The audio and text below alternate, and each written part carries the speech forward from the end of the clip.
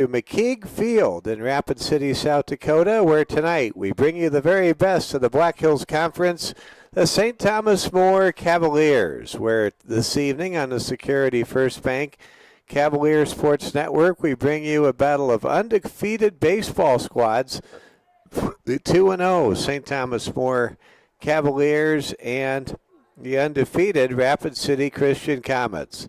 Well, my name is Mike Fell. What a beautiful night for baseball. Temperatures in Rapid City currently in the low 70s. It has been an absolutely gorgeous day. And on top of that, we are looking at just a wonderful evening. Expected high tomorrow is going to be 78 degrees before the weather takes a turn for the chilly and the damp. But as of tonight, we're in for a perfect night of baseball and a tremendous matchup. We are coming to you earlier than first pitch. We were told we would start this game at 7 o'clock, but this junior varsity game between the fill-in Stevens team and the JV team for Rapid City Christian being allowed to go farther, deeper into the game than was originally intended. And so we're going to fill some time. We know many of you are just tuning in, getting around your favorite device, maybe your smart TV, and you're thinking, I want to watch Cavs and Comets. Just have to be patient.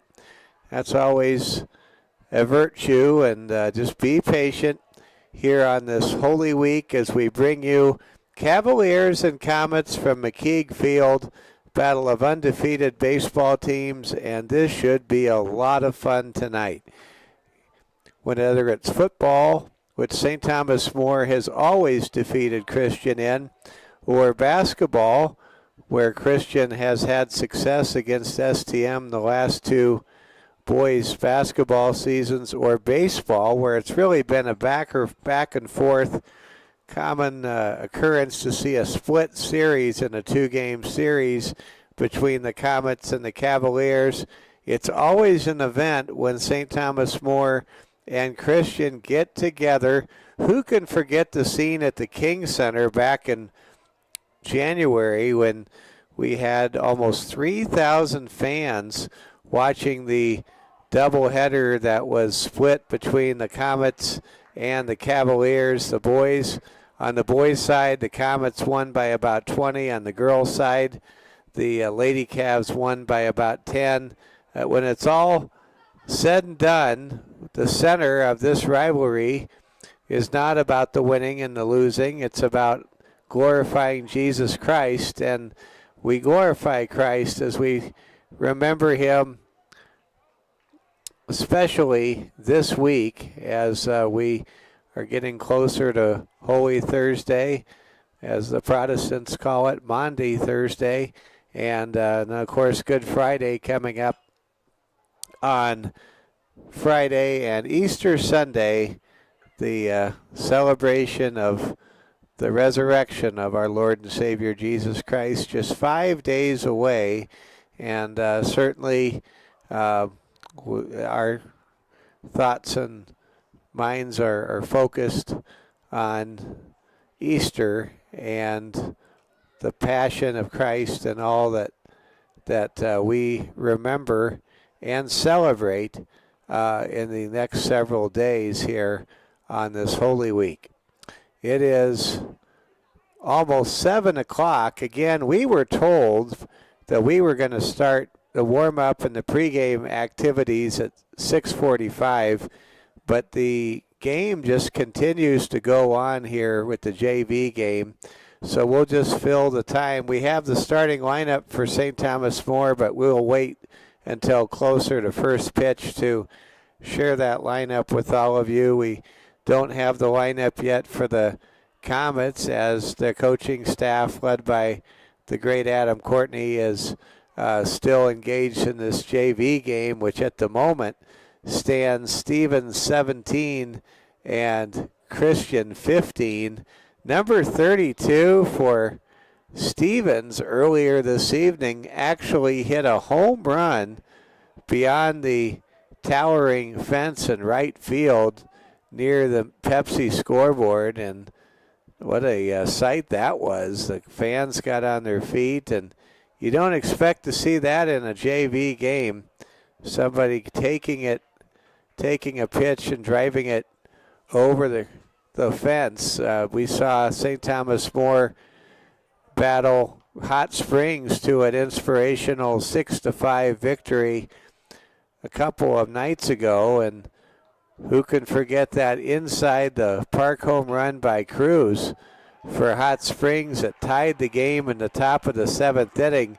That inside the park home run was a belt to deep center field that sailed over the Cavaliers center fielder's head and made it all the way to the wall, but at no point did anyone in that St. Thomas More Hot Springs game threaten to leave the ballpark. So whoever number 32 is for Stevens, he certainly has the gift of SWAT. He certainly can hit the ball a long, long ways, and that was interesting to watch. Well, we are bringing you extended pregame coverage. There's JV game for Rapid City Christian being allowed to go much longer than originally planned, and we just didn't want to leave everybody hanging, wondering if and when we were going to come on the air.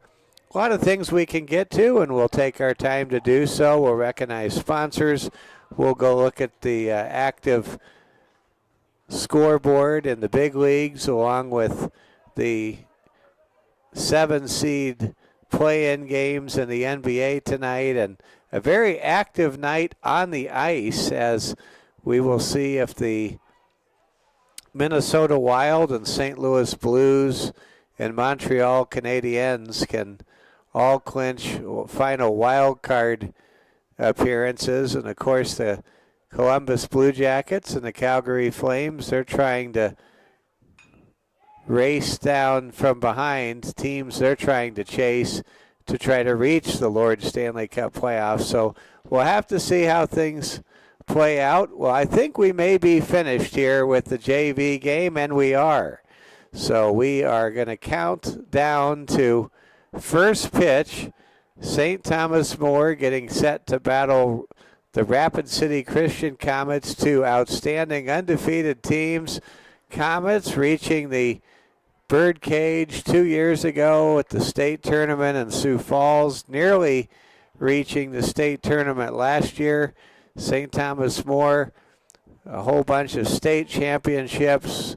Most recently, the Cavaliers won a state championship 10 years ago in the 2015 season, and it's going to be a lot of fun. Want to say hello to our good friend, the outstanding head football coach, Austin Hagan. Understand Coach Hagan's under the weather, and we wish that Coach Hagan can feel better, and may the Lord's healing hand be over Coach Hagan as he deals with whatever ailment he's dealing with.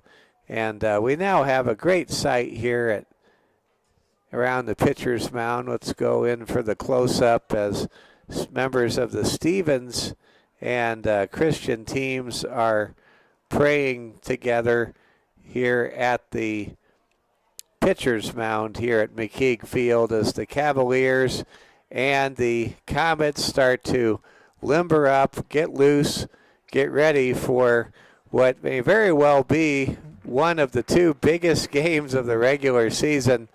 We certainly see the trending as far as viewership when these two teams meet.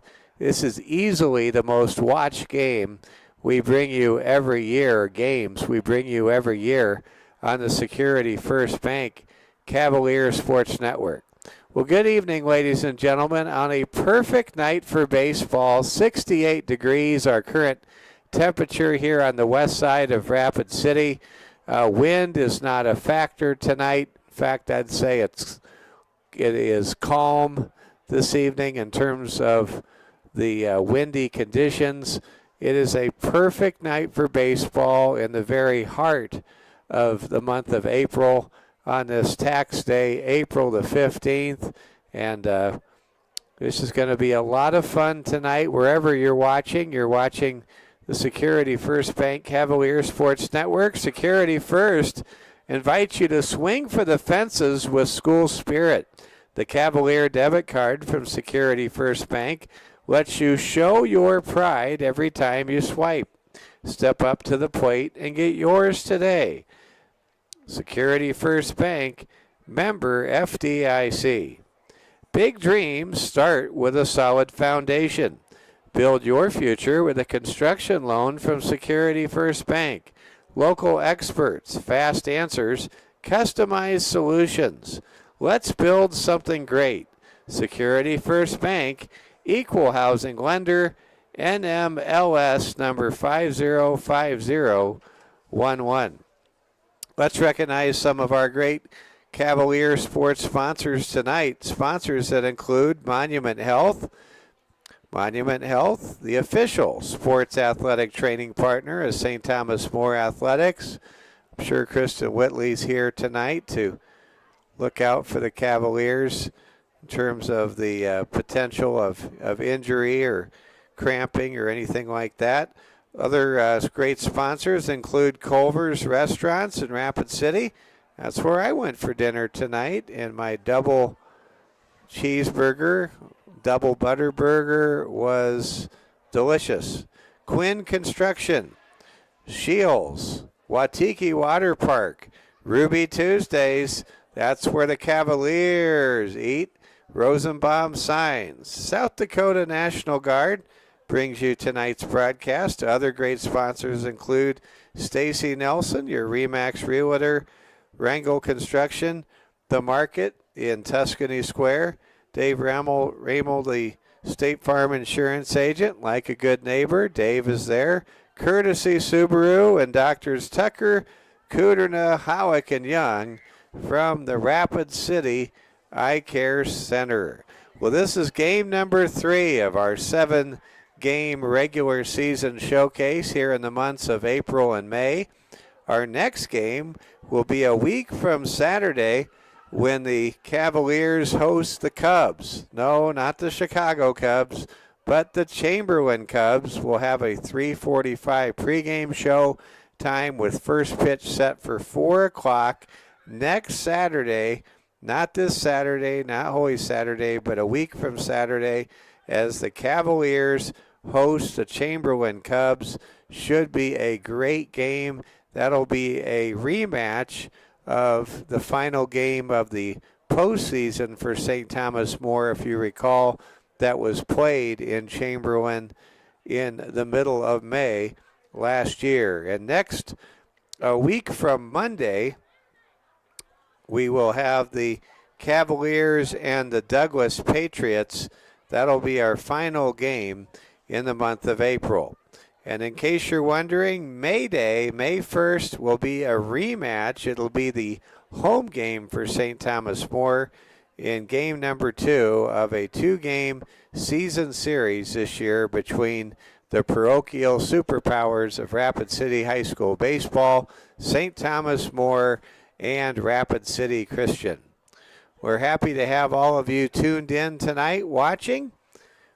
We are still, I'd say, another 10 minutes away from starting this game. I was excited to see some Cavalier performers, Ryan Negebauer and Josh Elder, at the parking lot at Culver's this evening. They had clearly just finished up their post-22 hard hats practice at Fitzgerald Stadium. And how about those hard hats?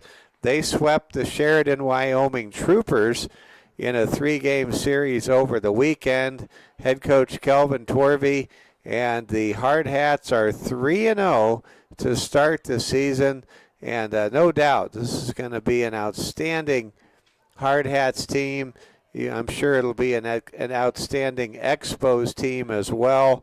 Cavaliers, or the Hard Hats program right now, just loaded with speed, great ball players, great hitters, great pitchers, and of course the coaching just second to none. And definitely it's going to be a fun spring and a fun summer out at the ballpark next door to McKeague Field, Fitzgerald Stadium, where the Hard Hats have won 46 state championships in their legendary South Dakota Legion tradition. Well, we're getting closer to starting this game. They're raking the infield right now. We do have the lineups for the Cavaliers. We're going to wait for the lineups to come through for the Christian Comets. In fact, I'm going to take a brief break, step next door in the booth here, and see if we have a lineup card. And then we'll get to those starting lineups. Mike Fell with you on a perfect night for baseball here at McKeague Field in Rapid City. Coming up next, it's 2-0 St. Thomas More and undefeated Rapid City Christian. You're watching the Security First Bank Cavalier Sports Network.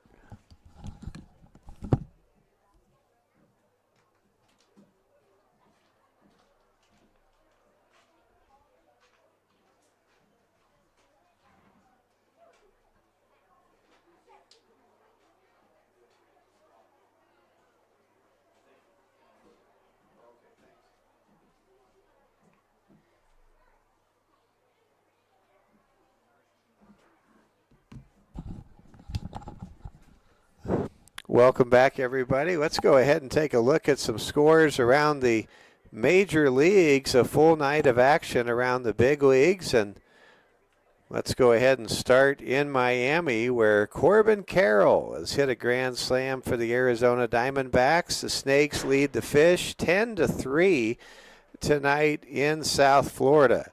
The Yankees in the Bronx at Yankee Stadium on top of the Kansas City Royals. Steve Ammerman's favorite team, 4-2. The Cincinnati Reds lead the Seattle Mariners 6-4 in the top of the 8th inning. Philadelphia Phillies currently leading the second place San Francisco Giants 6-4 in the city of brotherly love, but the Giants do have a rally going with 2 on and 2 out against a very shaky Phillies bullpen. The Guardians are on top of the Baltimore Orioles 6-0 in a battle of elite teams on the junior circuit. The Boston Red Sox all over the Tampa Bay Rays 7-2. That game in the bottom of the 7th inning. North of the border, the Blue Jays leading the Atlanta Braves 6-2 in the 7th. At Target Field, a rare lead for the struggling Minnesota Twins. They're on top of the New York Mets 4-2. That game's still pretty early, though. It's in the 6th inning. The Mets already with solo dingers from Pete Alonso, the Polar Bear, and Juan Soto. At American Family Insurance Park, formerly known as Miller Park, the Brewers, the Crew ahead of the Tigers in an old American League East matchup 3-0. On the south side of Chicago, it's the Athletics 5 and the Chicago White Sox 3. Everybody keeping an eye on the Athletics to see when they will summon Cooper Bowman from AAA up to the big leagues to make his big league debut. No score in Arlington at Globe Life Park. The Angels and the Rangers locked in a scoreless tie. Those two teams each with 9 wins apiece. And what can you say about the Angels?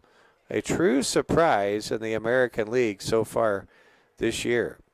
And a game yet to begin in Los Angeles. The 3-13 Rockies, hands down the worst team in baseball, getting ready to play the Dodgers tonight. That game's first pitch set for about an hour from right now.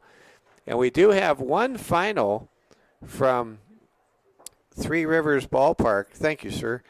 Three Rivers Ballpark in Pittsburgh. The Pittsburgh Pirates drop a tough one, 3-0 to the Washington Nationals this evening. And thank you. And that's a look at scores around Major League Baseball. We just received the lineup card for the Rapid City Christian Comets, coached by Adam Courtney. I'm going to go ahead and fill in my lineup card here in my scorebook, and when I finish with that, chore. I will be back with the starting lineups. The Cavaliers and the Comets come your way next. You're watching the Security First Bank Cavalier Sports Network.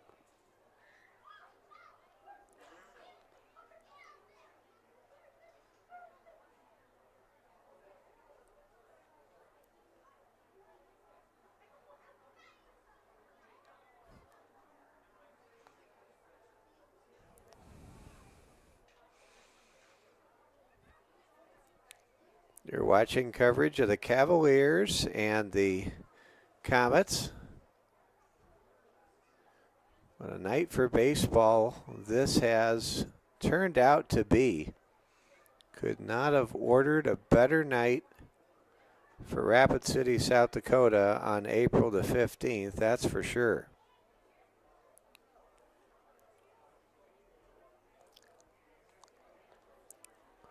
Filling out the lineup card for the Comets. Already have the lineups for the Cavaliers. Want to give a shout out to all of those St. Thomas More students and their supervisors, advisors, and directors that performed on stage at St. Elizabeth's School Thursday night, Friday night, Saturday night in the Rogers and Hammerstein musical Oklahoma.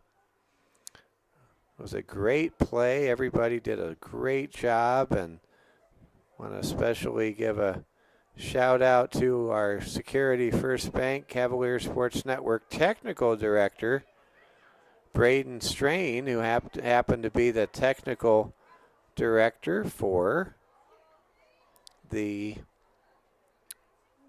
production of the play as well for Oklahoma. And that was there were two Cavaliers on the baseball team performing in Oklahoma, and they were Brian Bowers, who was in the starting lineup tonight as the starting pitcher, and Chris Cronin, who is not in the starting lineup, but he played the role of the peddler. And as I told Coach Peckney before the game, I'm in sales for a living, and I would have bought something from the peddler. I thought Chris Cronin did a great job. I think Chris's mom, Rebecca, has to be so proud. Anyway, it was definitely a great performance all the way around. Asher Wilkening and Amelia Morton, they did an excellent job with the leads and lead roles as Curley, and also Katarina Kirkenbush did a super job as one of the key parts of the cast as well, with a number of solo songs. And the dancing and choreography was first rate. The music was excellent. And you just about felt like you could see some red dust or some red clay by the time the night was over, as we were transported into the early years of Oklahoma statehood, or pre-statehood, the late years of territorial life, as the spirit of the Cimarron, the spirit of Oklahoma, captured in that musical play. And it was a lot of fun. I've been to Oklahoma several times, for the record. It is one of my favorite states. We are getting closer and closer to first pitch. St. Thomas More and Rapid City Christian. Let's go ahead and give you the starting lineups. Get your scorebooks ready, and here we go. Let's start with St. Thomas More. They are the visiting team tonight. Starting and play in left field, leading off for Coach Jeff Peckney is Cooper Sales. Batting second, playing second, is Ben Bowers. Batting third, the super fast Graydon Juvie. Batting fourth and hitting cleanup for the Cavaliers playing behind the plate this evening, Joe Giacometto. Batting fifth and playing the hot corner, third baseman Rush Turner. Rush Turner, 2-0 as a starting pitcher so far this season. Brian Bowers will get the start tonight on the hill. He will bat sixth for STM as the Cavs take the field. Cole Nielsen will bat seventh. He's the first baseman. Batting eighth, playing right, Sebastian Wald. And playing center, hitting ninth, Hayden Heeg. For the Rapid City Christian Comets leading off tonight, it's Turner Tonkel, the right fielder.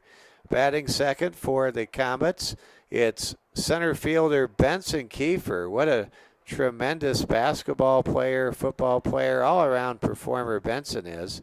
Batting third, playing left, Sully Kiefer. Batting fourth, playing first base, hitting cleanup for head coach Adam Courtney this evening is Trevor Wilcox. Batting fifth, the third baseman Garrett Mellendorf. Batting sixth, the DH Brian Gosh. Batting seventh and starting tonight on the mound, Sam Tordson. Batting eighth and filling out the battery behind the plate, Seth Libra. Batting ninth, shortstop Vander Von Eye. Very good player. And playing defense tonight is second baseman Jackson. Trying to read my own writing. Weimer, I believe it is. I'm going to double check that one. But playing second base tonight is Jackson Winter. There we go. Boy, my handwriting, just when you think it couldn't get any worse, it does. All right, well, there you go. Let's roll through these lineups by last name one more time. For the Cavaliers, it's Sales, Bowers, and Juvie. Giacometto, Turner, and Bowers. Nielsen, Wald, and Heeg, with Brian Bowers on the mound for STM.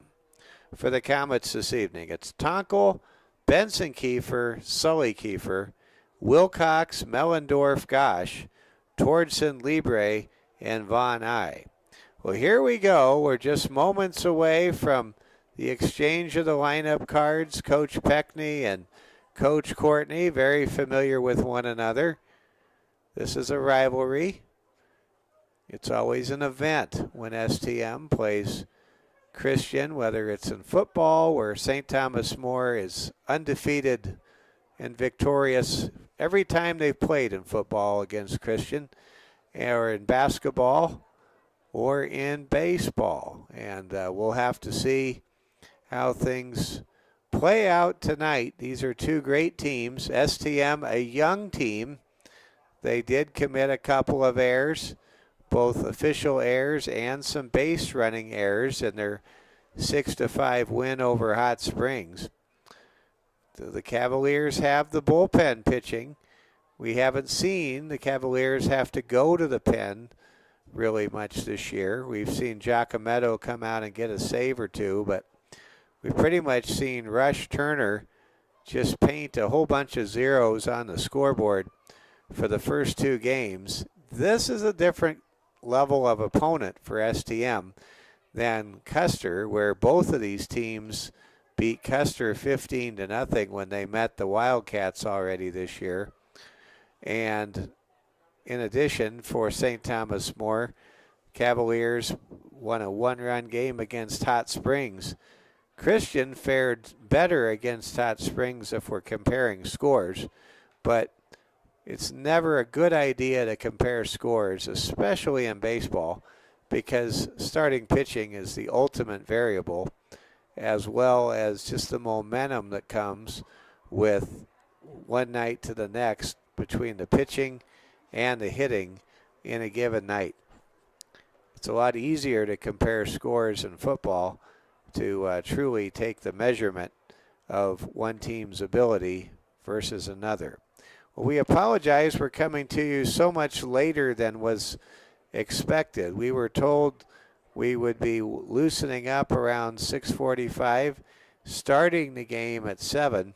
That obviously is not the case, as Coach Bowers right now just hitting the ball to the infield, and the Cavaliers are now on the field loosening up. The home team in this game, Rapid City Christian, they've already gone through their paces, their workouts, their swings, and their infield defense. So it's going to be a late night, a very late night. Most fast food establishments will likely be closed by the time this game is completed.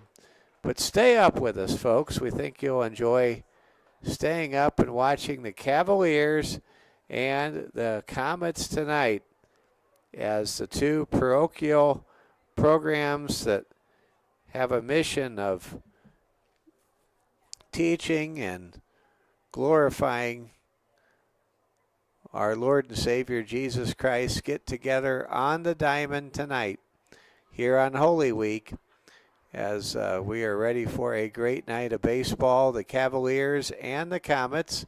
Reminder, Holy Thursday coming up on Thursday, Good Friday, of course, coming up Friday.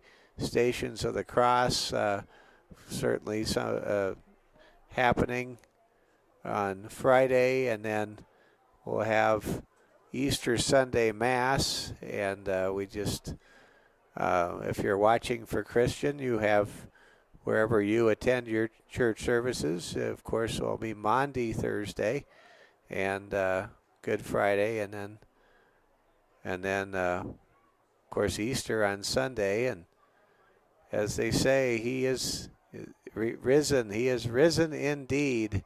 We will celebrate the resurrection of our Lord and Savior Jesus in just 5 days from now. St. Thomas More and Christian,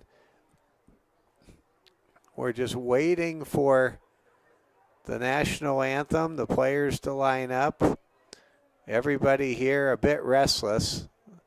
It's really too bad they couldn't have cut the JV game short by another inning to get this game on schedule, but that didn't happen. And maybe they wanted to give just a certain amount of gratitude to Rapid City Stevens, who was asked to fill in for STM's JV team this evening, as Stevens, of course, does not have their varsity here for the game tonight. And now, oh my, is this another exercise of warming up?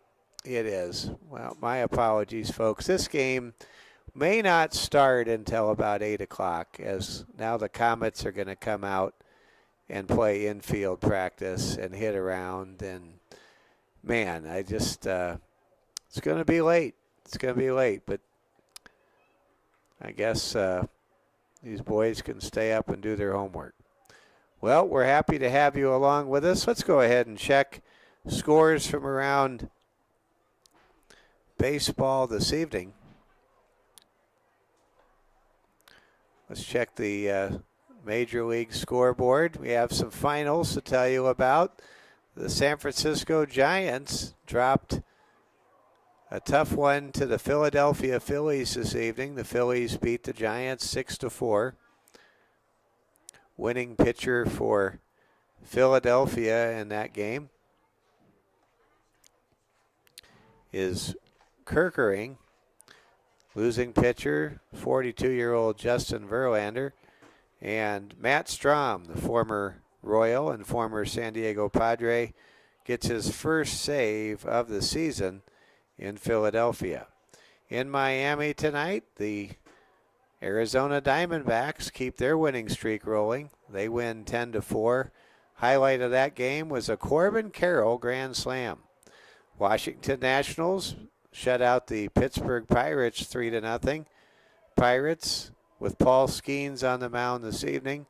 Skeens, actually that's not true. I guess Skeens must have started last night. Mitch Keller, a former Royal, losing pitcher this evening. Brewers leading the Tigers 3-0. Checking partial scores, the A's all over the White Sox 9-3. Twins leading the Mets 5-2 in a battle of a low payroll team versus a high payroll ball club. Low payroll team winning at the moment, but not winning in the standings, that's for sure. Guardians on top of the Orioles 6-1 in the top of the second. Toronto leading Atlanta 6-2.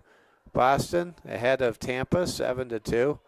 In the Bronx, the Yankees on top of the Royals 4-2 in a rematch of a American League Division Series won by the Yankees last fall in October. How about the Reds? They're trying to get above 500 for the first time in a couple years. They are leading Seattle 7-4 with the bases loaded and only one out at the Great American Ballpark, aka the Great American Bandbox in Cincinnati, Ohio. At the 7th inning stretch in St. Louis in a pitcher's duel, the Astros lead St. Louis 1-0 in a rematch of a great rivalry from back in the early to mid 2000s and late 1990s. That's a look at the MLB. Let's see if we can't get you some scores from the NBA and the Eastern Conference. 7th place versus 8th place, an NBA play-in game in Orlando, Florida. The Orlando Magic lead the Atlanta Hawks 79-73 going into the fourth period of that game. Checking action on the ice. How about the Blues? St. Louis leading the Utah Hockey Club 4-1. If the Blues win, and they have a 3-goal lead halfway through that game tonight in St. Louis, if the Blues win, they will go to the playoffs for the 46th time in St. Louis Blues history, dating back to their first season at the old St. Louis Arena, a.k.a. Ralston Purina Checker Dome, back in 1966-1967. Seen a number of St. Louis Blues playoff hockey games, and it's nothing like it. All right, let's see if we've got some other scores to pass along of importance. The Columbus Blue Jackets trying to catch the Montreal Canadiens for the final spot in the Eastern Conference wild card race. The Blue Jackets playing very well on the road in Philadelphia, leading the Flyers 3-0. And later on this evening, or actually in a game that just began, the Vegas Golden Knights on the board first, leading the Calgary Flames. The Flames, of course, the parent club for the Rapid City Rush, trying to keep their 3-game winning streak going and find a way into the postseason, trying to win out in their final 2 games this week and hope that the Blues and or the Minnesota Wild stumble. How are the Wild doing, you may ask? Well, checking in at the XL Energy Center in the Twin Cities in St. Paul, the Minnesota Wild and Anaheim Ducks right now in a 1-1 tie with 3 minutes remaining in the second period. So the Wild not doing the best job yet of punching their playoff ticket, something they're able to do tonight if they can just get 1 point. And St. Louis trying to, in their final regular season game, trying to get a big win over Utah. They are leading 4-1. The Utah Hockey Club, if you didn't know this, used to be the Phoenix Coyotes or the Arizona Coyotes. They were purchased by a family in the Salt Lake City area and moved to Utah in the off-season after last year when the Coyotes were playing in the Arizona State Sun Devils arena in front of 4,000 fans a night. Needless to say, hockey did not go very well in Phoenix over the course of a 25-year span. Well, we're hoping to start some baseball soon. We have some reason for optimism. Both teams are loosened up. Both coaches, Coach Jeff Peckney for St. Thomas More, Adam Courtney for Rapid City Christian, have exchanged lineup cards. Now they're talking things over with the umpires. Not sure what's being covered here as the lights have taken effect. This will definitely be the latest start time for a game this year, as that JV game was a marathon game between Stevens and Rapid City Christian. If you're just joining us, number 32 for Stevens, couldn't get his name, actually hit a home run in that JV game that was measured at about 340 feet to right field. All right, we are ready to go. On the mound for Rapid City Christian is Sam Tordson. Leading off for St. Thomas More is left fielder Cooper Sales. We're happy you're with us. You're watching Security First Bank coverage of the best of the Black Hills Conference, your St. Thomas More Cavaliers, Cavs, and the Comets ready to go. Game one of 2 games being played between these outstanding parochial schools. The umpires taking their time after we have taken so much time to reach this point. Patience a virtue. Everybody just being patient. Is now Tordson being given a full allotment of time to get his initial warm-up tosses in before we start this 7-inning game. This is going to be a late night tonight. First pitch will probably be about 7:37. Wouldn't be surprised if this game ends about 11 o'clock this evening. But hey, it's a nice warm evening, and we're happy to have you with us. I'm sure many of the fans in attendance tonight may not be able to stay up till 10:30 or 11, and they may be watching this broadcast before the night is through. St. Thomas More in their blue tops with white pants, with the dark blue hats this evening. Jeff Peckney, head coach. He'll be the third base coach this evening. Good to see Kyle Courtney here in the crowd tonight. He's the activities director and state Final Four basketball coach, Black Hills Conference champion basketball coach this year for Rapid City Christian. Coach Courtney joined Simon Kiefer and Benson Kiefer in studio with my good friend Steve Ammerman as part of the Rapid City Morning News sports interview series recently this week. And it's just a great time to be a fan of the Cavaliers, a great time to be a fan of the Comets. And we're going to be treated to America's pastime on a perfect night for baseball coming up. Mike Fell with you here high above the field on the west side of Rapid City. Let's play ball. It's the Cavaliers and the Comets. Tordson ready to fire the first pitch of this game to Cooper Sales as we bring you baseball on a Tuesday night here in Rapid City. Tordson winds. The right-hander fires his first pitch. It's fouled back to the screen for strike one. St. Thomas More selective at the plate. They will protect the strike zone as Coach Jeff Peckney gives encouragement to his leadoff hitter, Cooper Sales.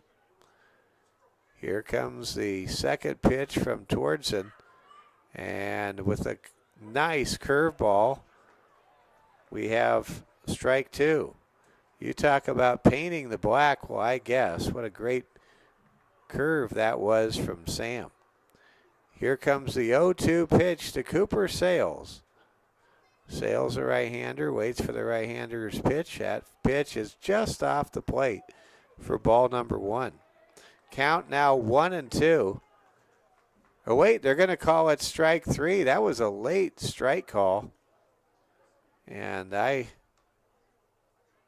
now know we are going to have one of those large strike zones, which is fine. I always think it's great as long as it's a consistent strike zone, and no reason to think it won't be. We now know that if you pitch it around the plate tonight, you better expect somebody to swing because it's going to be a strike. There's a pitch. That's over for strike one. Ben Bowers now the hitter. Bowers coming off a good game last week against Hot Springs. Here comes a pitch. That's over for strike two. What a thrilling 6-5 win that was last Thursday night for STM to raise the record to 2-0. Here comes a pitch. That's over. Catches the outside corner for strike two, and Bowers knew it, and he takes a left turn to the dugout. Now hitting Graydon Juvie. Juvie, he has lightning fast speed and quickness. A dynamic weapon in Coach Austin Hagen's backfield. We're split out in the slot. Here we go. Here comes Tordson to pitch to Juvie, and now Tordson steps off the rubber and calls time.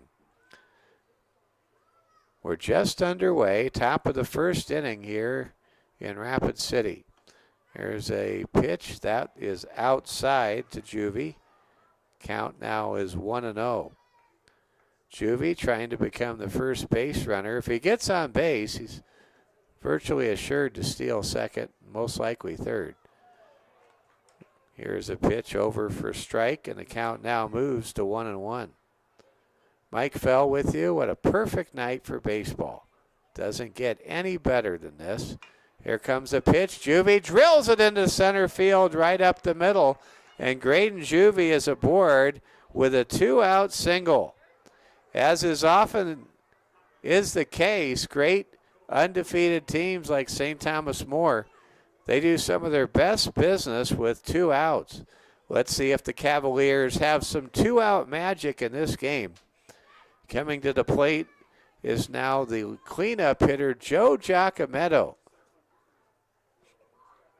Tordson looks back at first. Juvie takes off. There's a good swing by Giacometto. It's going to carry and go all the way to the wall. Juvie is being waved home, and there's an RBI go-ahead double by Joe Giacometto, and the Cavaliers have taken a 1-0 lead here in the top half of the first inning.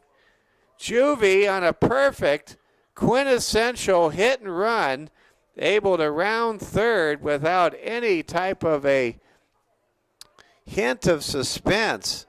Giacometto comes through big time, and Cavaliers showing that they can do their best work with 2 outs against starter Sam Tordson for Christian this evening. Here's a pitch to Rush Turner. Turner hits it hard, and it's all the way to the wall. There's another RBI double. Back-to-back RBI doubles. Turner drives home Giacometto, and the Cavaliers have jumped on the Comets after the Comets starter retired the first 2 batters via strikeout. Wow. Juvie, Giacometto, and Turner make up the heart of the order for STM. And they right now have silenced the Comets faithful here at McKeague Field. Cavaliers just taking it to Sam Tordson here in the early going with 3 consecutive hits, a single, and a pair of doubles. Now here comes Brian Bowers. Bowers did not play against Hot Springs last week because it was opening night for the school play, Oklahoma. There's a pitch over for a strike to Bowers. St. Thomas More leading 2-0. We're just underway. A late start this evening. But as they say in Oklahoma, it ain't too early and it ain't too late. We're in for a good game tonight. There's a swing and a miss by Brian Bowers. And now the count goes to 1-2. And let's see here with a man at second base, a Cavalier in scoring position. If Tordson can get out of this one with a strikeout, and he does. Well, Bowers represents the 3rd strikeout, and Sam Tordson is able to strike out the side. But sandwiched in between that myriad of Ks were a pair of runs for St. Thomas More. Thanks to back-to-back doubles by Joe Giacometto and Rush Turner in the 4-5 spot in the lineup, the Cavaliers are able to score 2 runs on 3 hits. There were no errors, and there was 1 man left on base. Through half an inning of play here in Rapid City, it's St. Thomas More 2, and the Comets are coming up. You're watching Security First Bank coverage of the Cavalier Sports Network.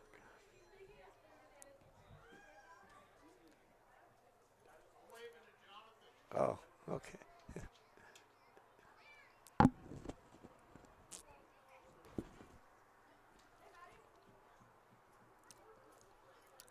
We are getting ready to go at the bottom of the first inning. St. Thomas More out in the field for the first time this evening. Turner Tackle, Benson Kiefer, and Sully Kiefer due up here in the home half of the first inning. Both of these teams, they play their games here at McKeague Field. It's kind of hard to know who's home and who's away, but of course there's a home dugout and a visiting dugout. There you go. Looks like Rush Turner and some of the hard hats have arrived to watch their classmates tonight. It's great to see. Yep, got Ryan Negebauer, Josh Turner here, and several others here to support their Cavalier brothers out here playing baseball this evening. St. Thomas More 2, Christian 1. Comets, an outstanding ball club. Cavs really, for a young team, to get that 2-out rally and get 2 runs across. Can't tell you how big that is in a rivalry baseball game like tonight's game. 2 runs will not be enough to win a game like this, but it's something to build on. It's a solid start, and St. Thomas More certainly will take a good measure of confidence with that start. St. Thomas More leading 2-0. On the mound for STM, getting his first start of the season, is Brian Bowers. For the Comets, Tonkel, Benson Kiefer, and Sully Kiefer are due up for Adam Courtney's outstanding ball club from Hart Ranch. Tonkel, the leadoff hitter, takes the first pitch over for a strike. I made the comment earlier, the home plate umpire tonight, he has a wide strike zone. If you can be near the plate, you're going to get the call. It's not one of those small bread box strike zones that we sometimes see, and there's a base hit into right field by Tonkel. Nice swing by Turner to reach first base, and that ball was placed perfectly between the first baseman and the second baseman on the right side of the infield. Now Benson Kiefer due up. Kiefer batting right-handed against the right-handed Brian Bowers. There's a pickoff attempt, and Tonkel races back to the bag. Cavaliers mindful of Turner Tonkel's speed at first base. Tonkel with a bit of a lead. Takes off now. There's an inside pitch. It gets past the catcher for STM, Joe Giacometto, and that will be an easy stolen base by Turner Tonkel. And that will be a wild pitch as well. Benson Kiefer ahead in the count 1-0. Sully Kiefer on deck for Christian. There's a pitch, and that ball is hacked well out of play. You can really see the prodigious power there on the part of Benson Kiefer with that hack a moment ago. Here comes the pitch to Kiefer. Kiefer with a chopper, handled smoothly by Bowers. Throw to first in time for the first out, and Benson Kiefer shows a lot of emotion as he is 0 for 1 to start the night. But he does advance the runner, Turner Tonkel, from second to third with that 1-3 put out at first base. Now here comes Sully Kiefer.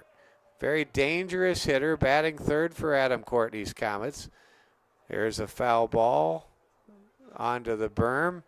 2 young men chasing after it. One gets there before the other. I think he might get 10 cents or some cotton candy out of that deal somehow.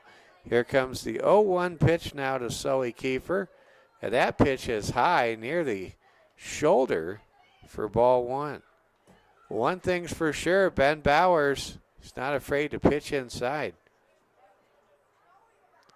Bowers looks over at third. That's where Tonkel has a bit of a lead. And there's a high pitch. Tonkel's going to take off and score the first run of the game for Christian on the wild pitch from Brian Bowers. And now a pair of wild pitches helps plate the first run of the game for Christian. St. Thomas More sees their lead cut in half. It's now 2-1. Base is empty, one out with a 2-1 count to Sully Kiefer. There's a pitch, and that is inside for ball three. And it seems as though Bowers starting to struggle with his control a little bit. Here comes the 3-1 pitch to Kiefer. That's a swing and a miss. That time Kiefer really expanded his swing radius, and he came up empty. Count is now 3 balls and 2 strikes to Sully, and here comes the payoff pitch from Brian Bowers. Bowers looks inside. Giacometto puts down the sign.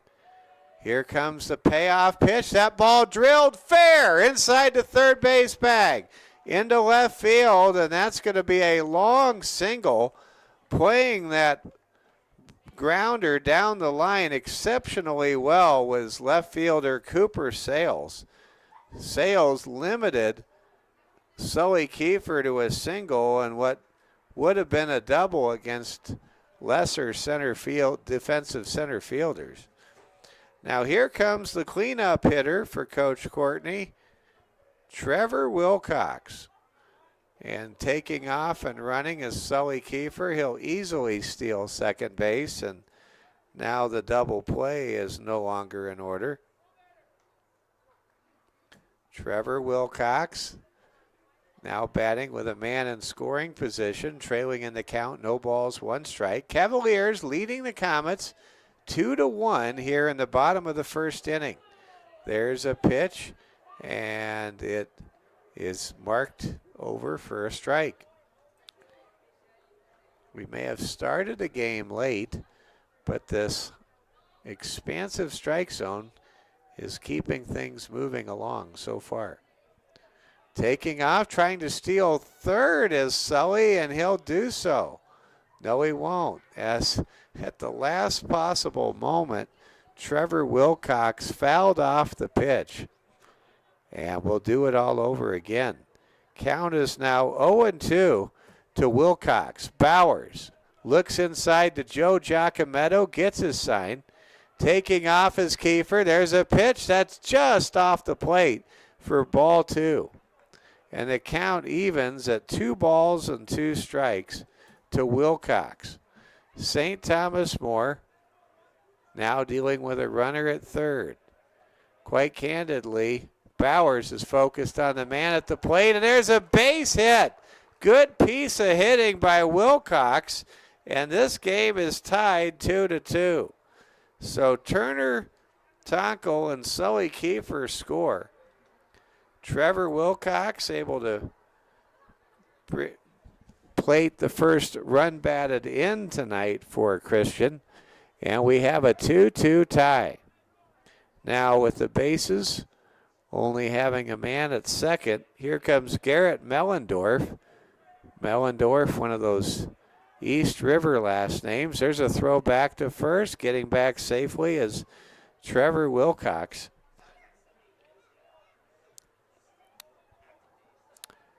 Mellendorf, the hitter, waiting for the first pitch to come to home plate from Brian Bowers. Bowers came really close to getting out the number 2 hitter a moment ago, the number 4 hitter a moment ago. He just couldn't close the deal. The Comets, you can tell they are extremely disciplined and selective at the plate. That is such a quality to have for sure. And great to see Kelvin Torvey arrive here tonight. He's, of course, the coach of the Post 22 Hard Hats, and great to see Coach Torvey make it out for the game tonight. Mellendorf now down in the count, 0-2. And here comes the pitch to home plate to Mellendorf, taking off and running to second as Wilcox. He'll steal second base. And now the Comets with the go-ahead run in scoring position. No balls, 2 strikes, 1 out. Bowers, pitch to Mellendorf is hit to third. Throw to first is in time for the second out of the inning.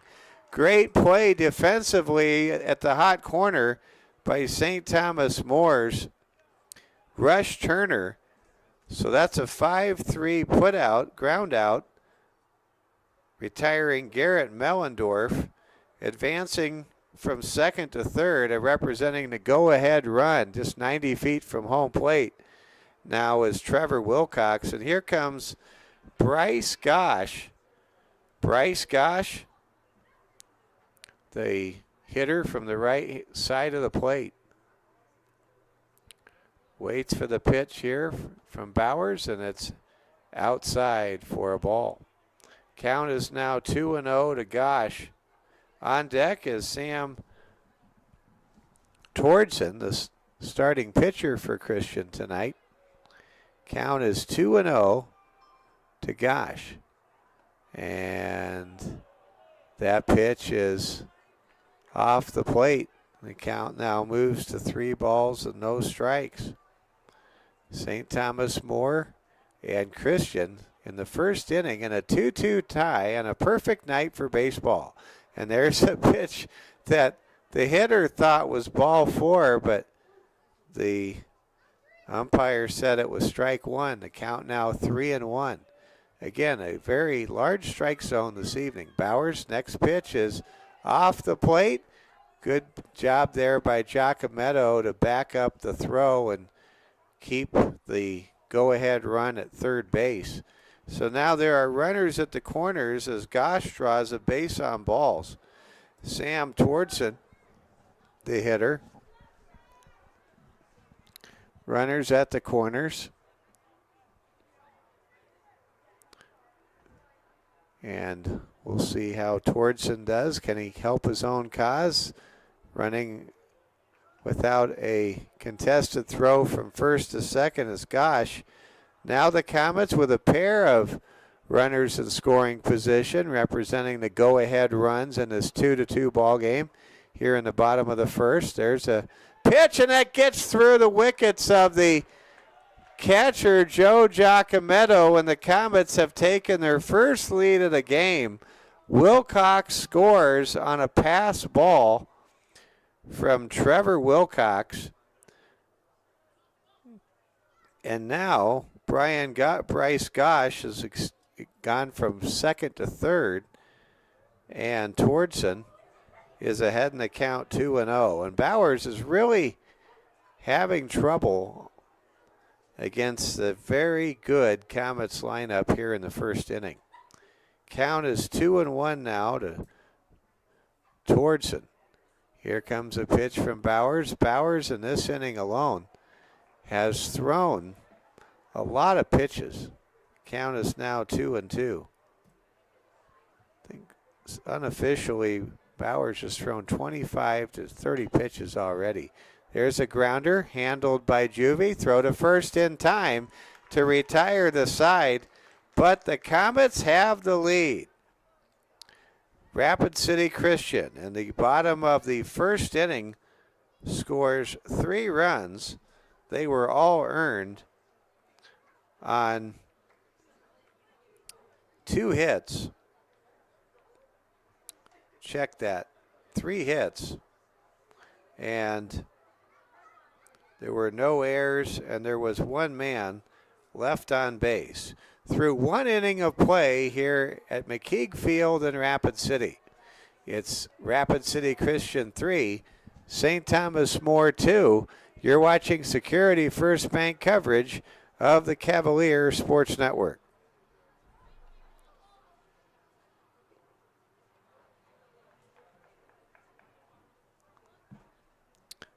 Back on the mound for Rapid City Christian is Sam Twardson.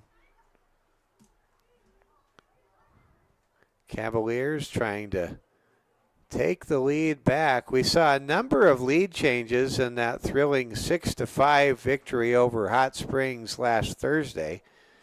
Wonder if we'll see that same type of pattern play out tonight. What a night for a ball game. Want to say thank you to our friends at Security First Bank for all they do to make tonight's ball game possible. And they pass this message along. We're stepping up to bat for our community, just like the Cavaliers. From the dugout to the diamond, Security First Bank is proud to be part of the home team. Security First Bank, member FDIC. We've got a conference at the pitcher's mound. All the infielders come out around Twardson, and the conference breaks up, and the Cavaliers are set to go. Cole Nielsen will lead off. The bottom third of the order comes up here in the top of the second inning. Nielsen, Sebastian Wald, Hayden Heeg due up for STM, and if anyone gets on base, we'll go to the top of the lineup with leadoff hitter Cooper Sales. First pitch to Nielsen's over for a strike. Second pitch is strike two. You can sense that Twardson has settled down, and when you take the mound in a rivalry game like this with a full house like we have tonight, it's definitely going to generate some butterflies. There's a swing and a miss, strike three. And now Twardson has recorded 4 strikeouts. Every out so far in this game has been via the strikeout for Twardson against the Cavaliers. Now batting in number 8 hitter, Sebastian Wald. Wald, no relation to the commander, starting quarterback Noah Wald for STM. First pitch is inside for ball one. Wald ahead in the count, waits for the next pitch from Twardson, and that catches the outer part of the plate. Large strike zone. If you can hit it between the shoulders and the knees of the hitter and be where that bat can swing and touch the ball, you're probably going to get the strike. Next pitch is outside for ball two. Cavaliers trying to go to 3-0 tonight. They're currently trailing 3-2. We're in the top of the second inning. Mike Fell with you from the west part of Rapid City at McKeague Field, the same complex with Fitzgerald Stadium for the Hard Hats and Pete Lean Field for the Stars. Count is 2-2. And that's strike three. 5 Ks, 5 up, 5 down in terms of outs recorded. Cavaliers able to score a pair of runs if you're just joining us in the top of the first inning, thanks to back-to-back doubles by Joe Giacometto and Rush Turner. All of the activity for the Cavaliers on the base paths happened with 2 outs back in the top half of the first. There's a pitch to Hayden, and it's chopped back to the screen for strike one. Great crowd on hand tonight. Crowds don't get much bigger than this. Great to see former big leaguer, former Minnesota Twin, New York Met, and the coach for the Post 22 Hard Hats, Kelvin Torvey, here in attendance tonight. Good friend of mine, just amazing man, great baseball man. There's a pitch over for a strike. Count is now 1-1. Hayden Heeg trying to reach base. Twardson's pitch is over. What a curve that was. Wow. Count goes to 1-2. Hayden Heeg just absolutely paralyzed with that last pitch. You talk about a curve. That was a curve. Here comes the next pitch. That's low and outside. Count evens now at 2 balls and 2 strikes. Mike Fell with you on a perfect night for baseball. No wind. Temperatures right now in the mid-60s. There's another curve, and that's a strike 3. Oh, man. Mercy. Man alive. Tordson's curve right now is doing lethal things to the opposing batter. And for the second time in as many innings, Sam Tordson strikes out the side for Adam Courtney and the Comets. In the top of the second inning, there were no runs, no hits, no errors, no men left on base. Through an inning and a half here at McKeague Field, it's Rapid City Christian 3, St. Thomas 2. You're watching Security First Bank coverage of the Cavalier Sports Network.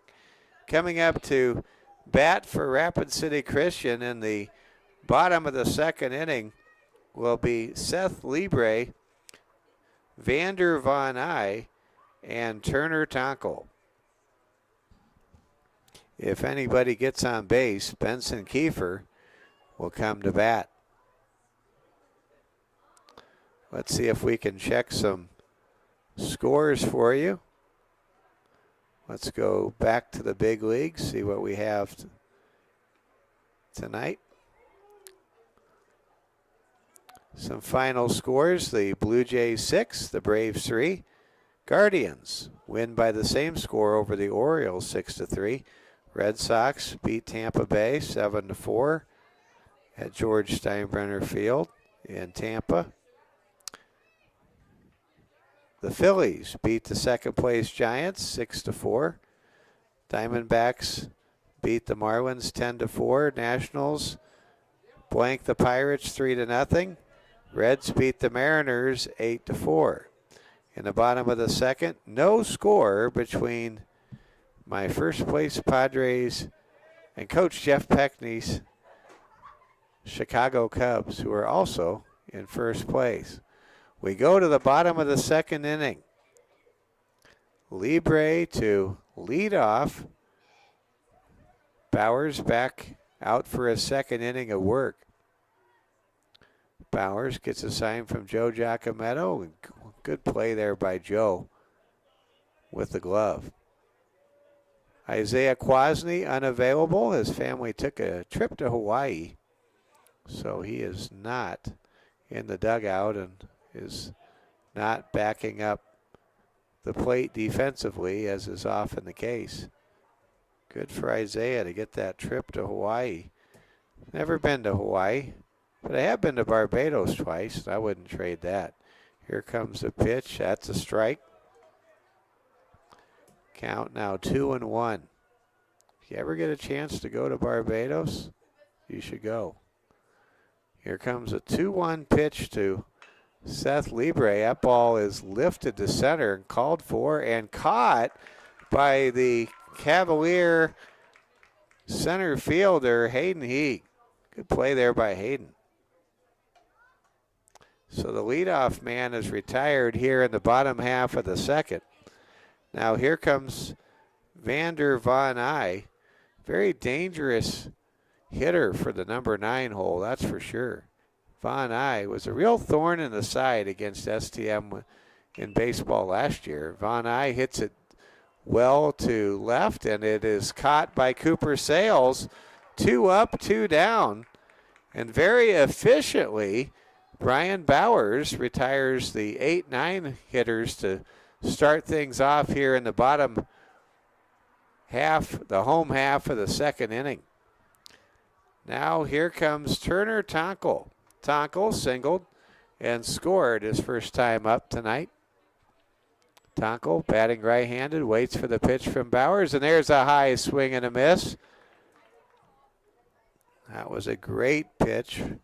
Maybe outside the zone, but it definitely drew the attention of Tonkel, who didn't have a chance to get that one. There's a chopper by Tonko, handled by Turner. Throw to first, not in time. And man, you could see Tonko.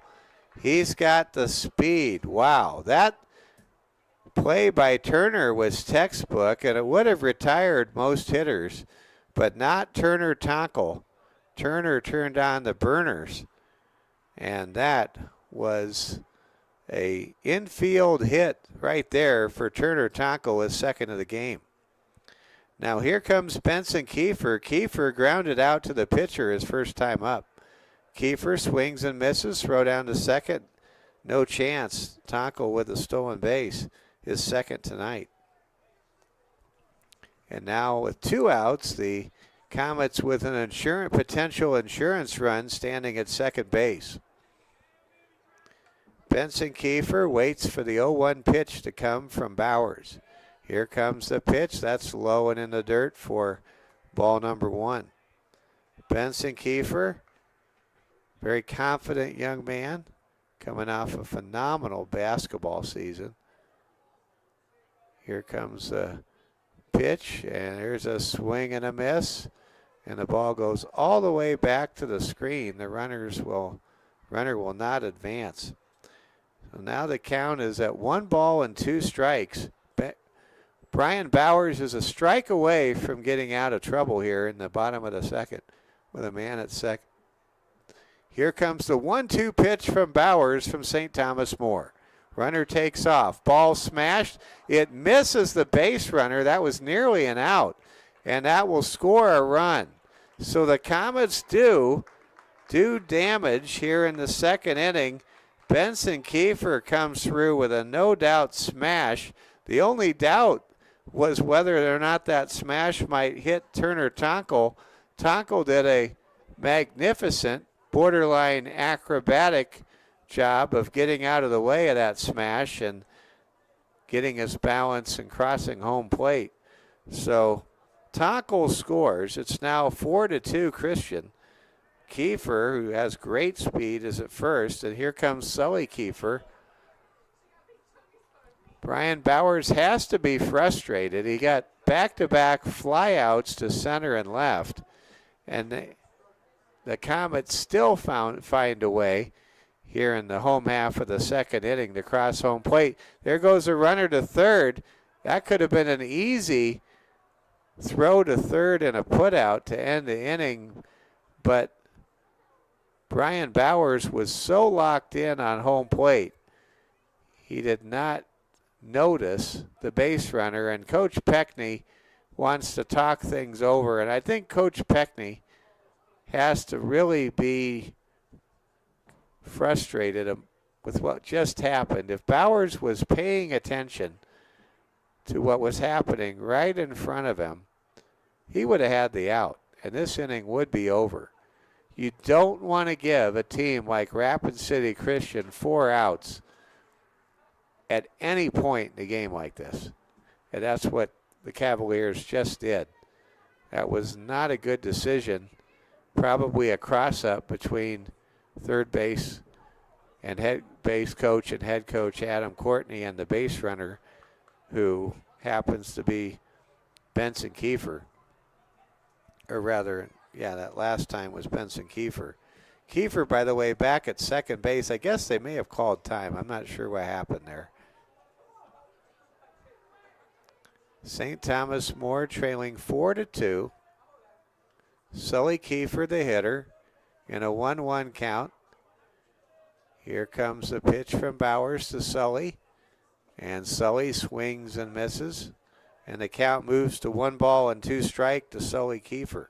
Strikes to Sully Kiefer. Can the Cavaliers this time get out of this inning with just 1 out, 1 run allowed? There's a pop-up called for by Graydon Juvie, and he makes the third and final out of the second inning. So 3 fly ball outs by the Cavaliers, thanks to some solid pitching by starter Brian Bowers, able to keep this a 2-run ball game. The Comets in the bottom of the second inning score 1 run. It was earned on 2 hits, a pair of singles. There were no errors, and there was 1 man, that was Benson Kiefer, left on base. Through 2 innings of play here in Rapid City. Rapid City Christian 4, St. Thomas More 2. We go to the 3rd inning. You're watching Security First Bank coverage of the Cavalier Sports Network. Want to thank all of our great sponsors that include Security First Bank and Security First Insurance. A strong team needs a solid defense. We just saw it right there from STM with those 3 catches on the field and in life. Security First Insurance offers health and life coverage to protect what matters most. Security First Insurance, coverage for the win.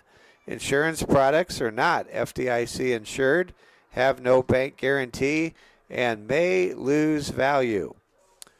Well, we are going to be with you a week from Saturday for some afternoon baseball as the Cavaliers play host to the Chamberlain Cubs. Rematch of sorts to the season ender in the regionals in Chamberlain last May. And we pick up the action at the top of the 3rd inning. It is 8:15 local time. St. Thomas More trailing by a pair of runs, 4-2, as they come to bat here in the top half of the 3rd inning. Pitch is outside from Tordson. And the count now 2 balls and no strikes. Cooper Sales, the hitter, swings and misses for strike 1. Cooper struck out his first time up. Looking for something different this time around. Here comes the 2-1 pitch to Cooper. And that pitch is off the plate. Broden Sales with a impressive victory on the mound Saturday over Sheridan. Pitching great for post 22 this year. There's, of course, Broden, the older brother, to Cooper. There's a pitch, and it just catches the plate, and the count goes full. 3 balls and 2 strikes. Here comes the 3-2 payoff pitch to Sales, and that's a swing and a miss. Strike 3. 6, make that 7 strikeouts for Sam Tordson, starting pitcher for the Comets. Every single out has been recorded via the K. The infield and the outfield for the Comets seemingly almost having the night off. That's not true, of course. The Cavaliers scored 2 runs in the 2nd inning on 3 straight hits, but man alive. Tordson just locking it down. There's a slapper up the middle, handled by the shortstop. Throw to first is off draws the first baseman off the plate, and there's an infield hit by Ben Bowers. Good job there by Ben. Tremendous effort made by Vander Von Eye, the shortstop for Christian. That was nearly a web gem for the young man from Hart Ranch. So a man is on with 1 out here in the visiting half of the 3rd inning. Now coming to bat, Graydon Juvie. Juvie with excellent speed. Certainly not a double play candidate by any means. There's a curve that drops in there for strike 1. Juvie versus Tordson. Round 1 went to Graydon Juvie. Let's see what happens here in round 2. Here comes the 0-1 pitch to Juvie. That's a swing and a miss, strike 2. And coming up is a key moment with a runner on, tying run at home plate in the person of Graydon Juvie with just 1 out here in the 3rd. Here comes a pitch. What a pitch that was. That's a K. Throw down to second in time. Here's a strike him out, throw him out, double play. Tordson with a marvelous curveball gets Juvie with strike 3. And then the throw from catcher Seth Libre down to second baseman Jackson Winter was absolute dynamite. And the Cavaliers go down, victims of a strike him out, throw him out double play, and the score remains 4-2 in favor of Rapid City Christian over St. Thomas More. Wow. So Juvie becomes the 8th strikeout victim of the game at the hands of Tordson. And Bowers is retired on a caught stealing, 2-4 if you're scoring along with us at home. So the top of the third inning wraps up this way. There were no runs. There was one hit. There were no errors. And there were no men left on base.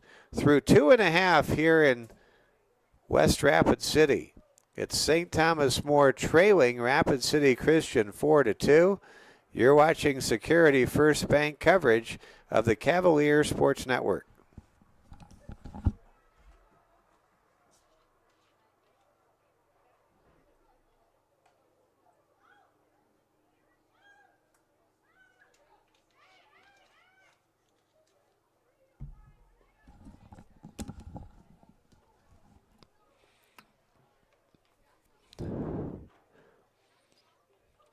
Glad to have you with us this evening. Let's go ahead and take a look at scores around the big leagues. Texas leading Los Angeles Angels of Anaheim 2-0. In a battle of AL West leaders. Twins trying to hang on against the Mets. The Mets are down to their last out, but their tying run is at the plate at Target Field. No score between the Padres and Cubs out in Southern California at Petco Park, and we're underway now in the bottom of the third inning. Due up for Rapid City Christian, Trevor Wilcox, Garrett Mellendorf, and Bryce Gosh. Here comes a pitch. It is drilled to Juvie. Throw to first in time. Cavaliers, they are flashing some leather here in the early going. St. Thomas More has been very solid in the field, and they absolutely have to be against this great Christian team. And I know we've only played 2.5 innings, ladies and gentlemen, but I think this is the best team I've seen Christian put on the diamond.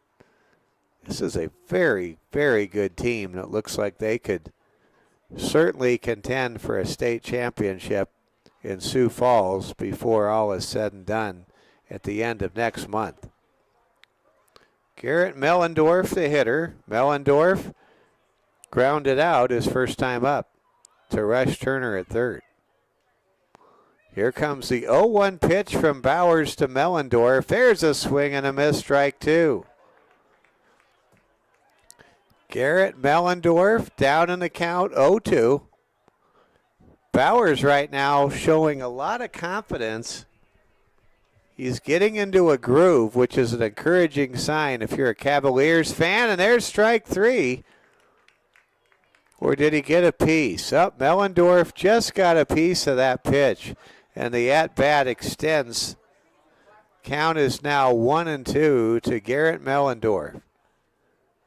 Nobody on base, 1 out. We're in the bottom of the third. Christian 4, St. Thomas More 2. The Cavs got 2 runs early in this one. It has been the Comets scoring the last 4 runs over the previous 2 innings. There's a pitch outside for a ball.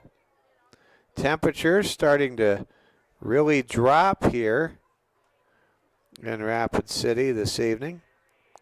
Currently feels like 57 degrees. There's a swing. Mellendorf gives it a ride all the way to the wall in the left center power alley, and that's a stand-up double for Garrett Mellendorf, and has been in what has been a very painful common theme this evening.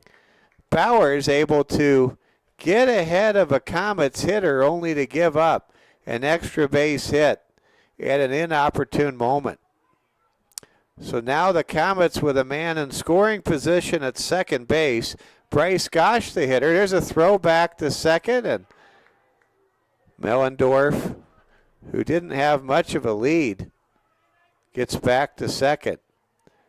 Coach Peckney, of course, wanting the Cavaliers to execute some pickoff moves. Cavs had a chance to get out of that last inning without any damage being done, had they been a little bit more alert as to what was happening on the base paths. Here comes a pitch. There's a little dribbler, and it's handled by the pitcher. Throw to first is not handled properly. Now the man will go from third to home. He'll score, and it's 5-2. There's an error by the Cavaliers' first baseman, Cole Nielsen. That time the ball was dribbled just onto the grass in front of home plate. The pitcher, Bowers, made a good play on the ball. It was not easy to handle, but then Nielsen just couldn't close the glove. So that is an E3. Gosh reaches third base and scoring all the way from second on the grounder and the error with one out is Garrett Mellendorf, and now the Comets have scored in all 3 innings to start this game. There's a pickoff move back to first base, and Gosh is back cleanly. Sam Tordson, starting pitcher, who has got an 8 strikeout masterpiece going, is the hitter. Taking off and running is Gosh. There's a throw down to second. It's not in time. And Gosh steals second base. Boy, you talk about needing to keep things on a tight leash.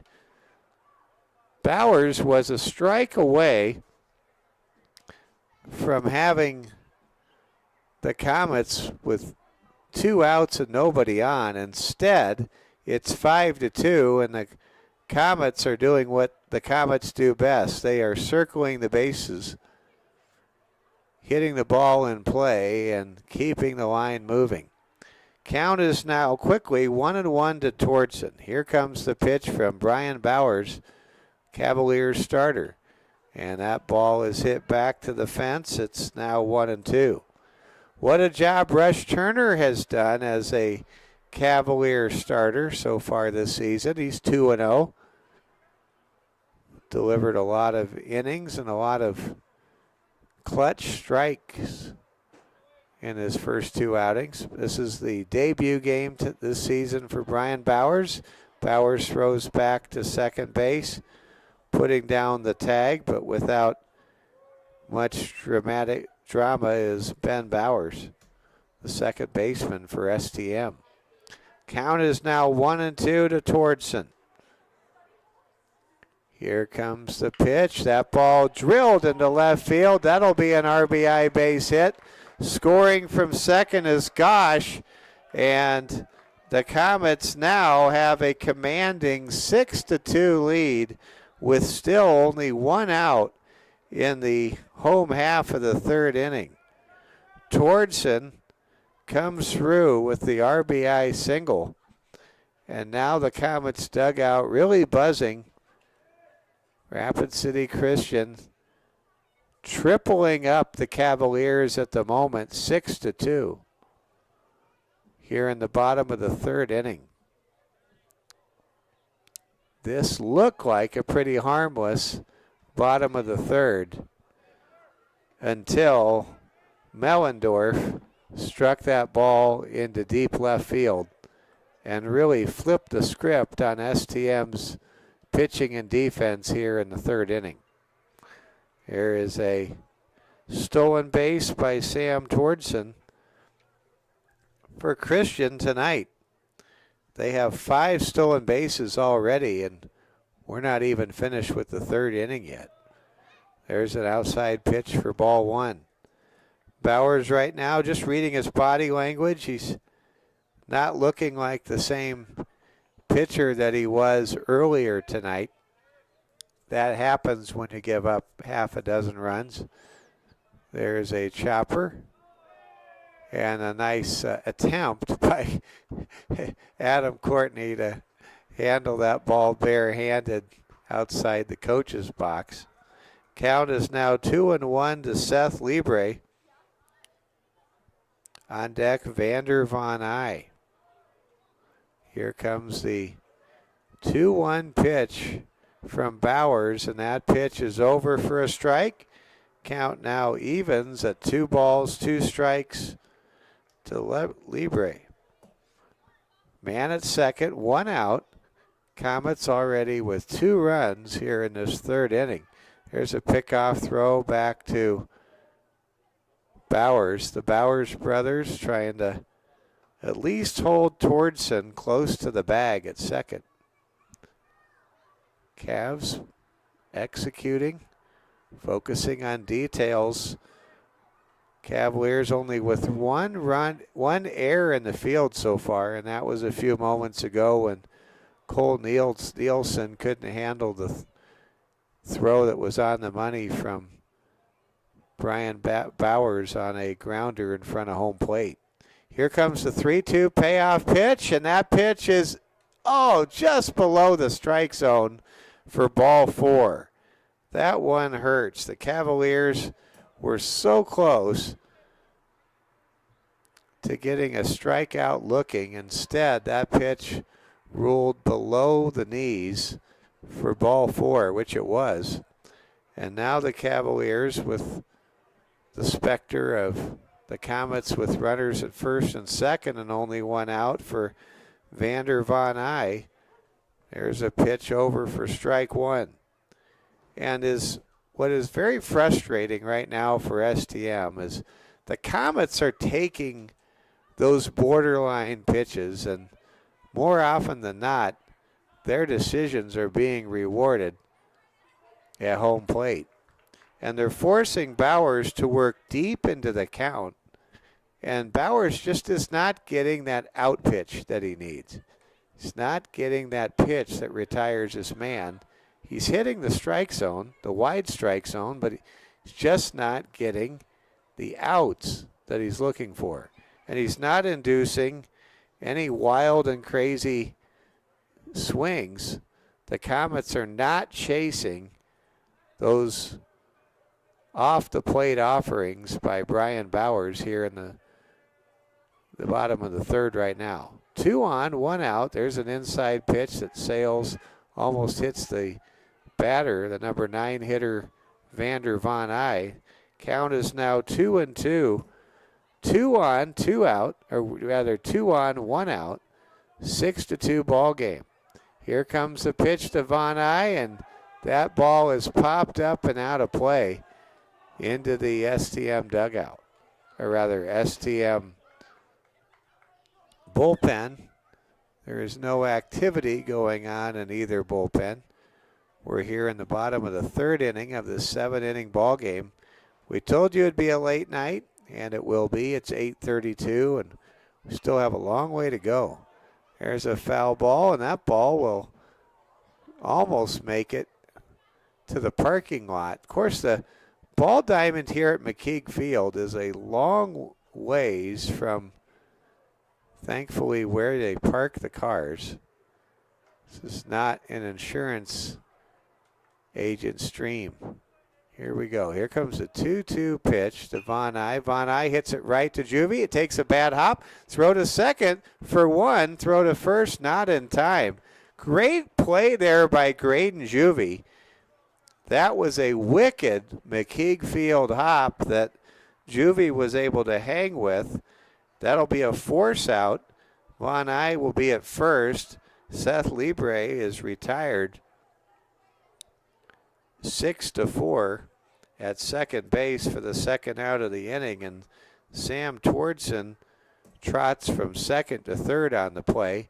So now there are runners at the corners with 2 outs for leadoff hitter Turner Tonkel, who is 2 for 2 with a pair of runs so far tonight.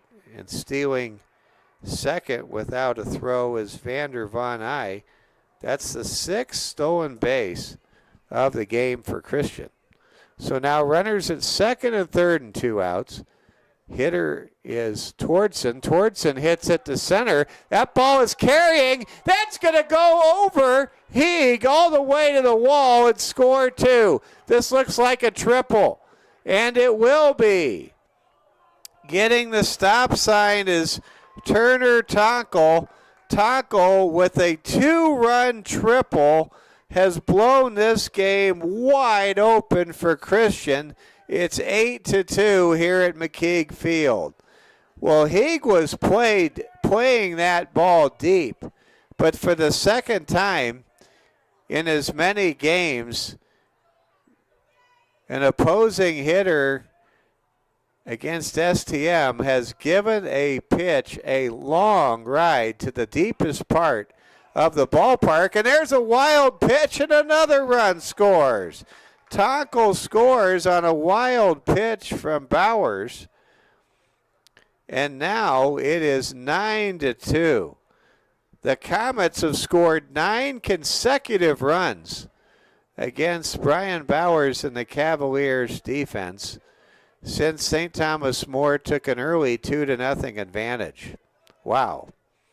Now we get back to the action. Bowers, who is unofficially thrown 45 pitches. I think it's more than that. I think it's closer to 75. Here comes the 1-1 pitch. That ball is hit to Brian Bowers at second. Throw to first in time to Cole Nielsen to retire Benson Kiefer. Kiefer 1 for 3 on the night, but the Comets score 3 more runs, or rather check that. The Comets score 5 more runs as Garrett Mellendorf, Bryce Gosh, Sam Tordson, Vander Von Eye, and Turner Tonkel all cross home plate for the Comets.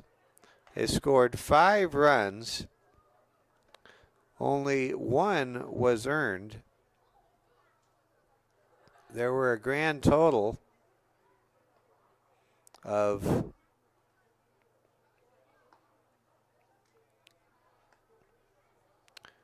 3 hits, including that 2-run triple a moment ago. There was 1 error committed at first base, and there were no men left on base. Through 3 innings of play here in Rapid City, it's the boys from Hart Ranch 9 and the Cavaliers 2. St. Thomas More comes to bat in the visiting half of the 4th inning, trailing by 7 runs. You're watching Security First Bank coverage of St. Thomas More versus Christian, Game 1 in a season series of 2 games this year, live from McKeag Field in Rapid City. Well, St. Thomas More right now has a steep hill to climb for a lot of reasons. But anytime you're down 7 runs to a team as talented, skilled, and motivated and disciplined as Rapid City Christian, you have your work cut out for you, to say the least. I can't say enough good things about the Comets based on what we've seen in the opening 3 innings of this ballgame. Back out there is Tordson. Tordson with 8 Ks in this ballgame will face Joe Giacometto, the cleanup hitter, to lead off here in the 4th inning. Giacometto lifts the ball high into the STM bullpen two young men rapidly chasing after the ball. Those two boys have had a duel. We've got some activity in the STM bullpen. We've got a relief pitcher warming up, likely going to come in for Bowers to pitch in the bottom half of the fourth inning. 1-2 count now to Giacometto. There's a pitch way outside. Joe Giacometto, the right-hander, earlier in this game had an RBI double, and what seems like it was a long time ago. The sun was still in the sky when the Cavaliers took a 2-0 lead, sparked by Giacometto's RBI double, and there's a caught looking strike three, and that's now 9 strikeouts for Sam Tordson. Coming up to bat now is Rush Turner. Rush coming to hit with 1 out, nobody on in the visiting half of the fourth inning. Cavs down 7. Turner gets well ahead of that pitch, and Turner was thinking fastball there, and quite candidly, the best pitch that Tordson throws is that curve.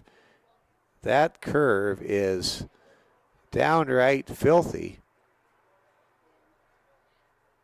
When you see the curve from Tordson, it's sometimes like chocolate mousse.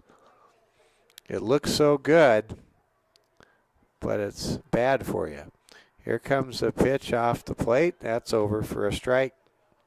So glad you're with us this evening. Mike Fell with you live from McKeague Field, St. Thomas More, Rapid City Christian. The Comets leading the Cavaliers 9-2. 1-2 pitch now comes to Turner, who gets out in front of that and becomes the 10th strikeout victim of the game at the hands of Comets starting pitcher Sam Tordson. And we've got a Braden Strain sighting, our technical director, here to take some yearbook photos tonight. Always good to see Braden in the house. There's a pitch. Brings a swing and a miss. One of the things I love about McKeague Field, I can see who's here. I see Coach Kelvin Torvey's here. I see a bunch of the STM hard hat players here supporting their classmates. And it's just hardly anything gets by me. And, boy, that's really saying something, folks, because so many things get by me all the time. Here comes a pop-up. Convergence of 3 players, and Winters there at second base to close the glove and retire the side. That's an F4 if you're scoring along with us in the visiting half of the fourth inning. The score remains 9-2 for St. Thomas More. There were no runs, no hits, no errors, no men left on base. And now for 3 straight innings, the Comets blank the Cavaliers on the scoreboard, and we go to the home half of the fourth inning, and it looks like we're going to have a pitching change for STM. See if we can figure out who the relief pitcher is, relieving Brian Bowers. Closing the book on Ryan Bowers. Bowers went 3 innings. He gave up a total of 8 hits. He gave up 9 runs. 5 of them were earned. He issued only 1 walk. That's the bright spot. And Brian Bowers struck out no one. That closes the book on Brian Bowers. New pitcher out there for STM. We'll see if we can figure out who that is.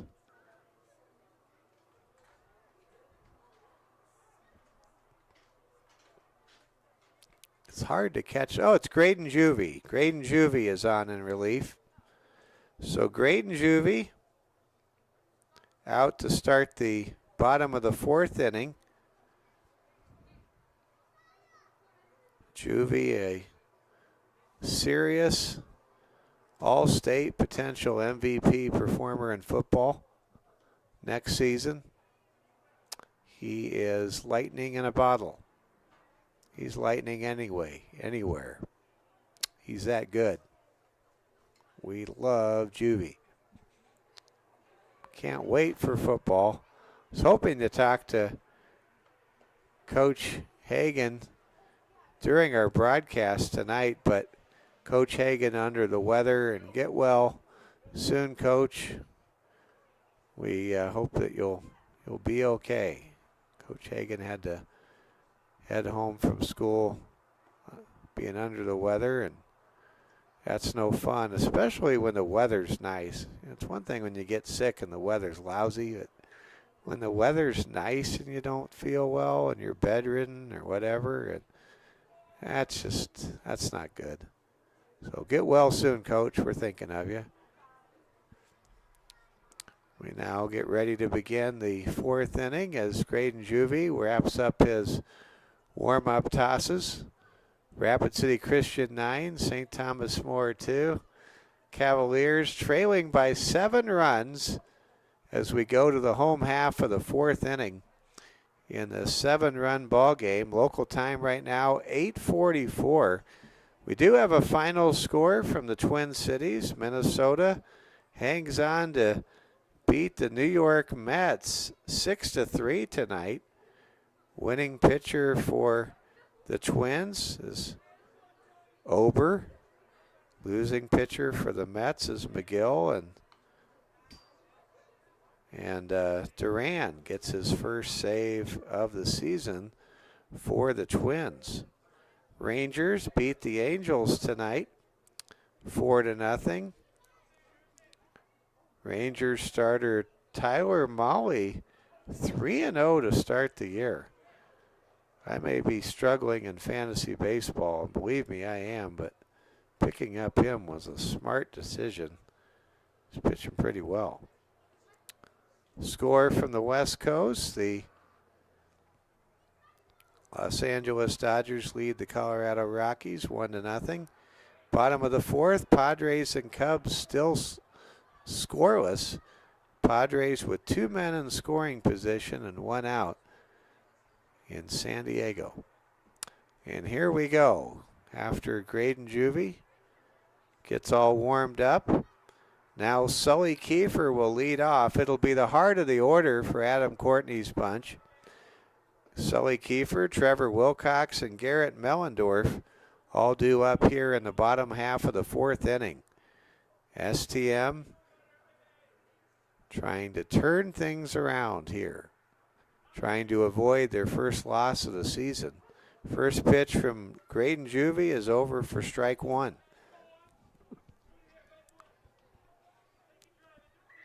Now here comes the next pitch. Juvie gets a sign from catcher Joe Giacometto, who's filling in for Isaiah Quasney tonight. And there's a high pitch out of play. And the count is now even at 1-1.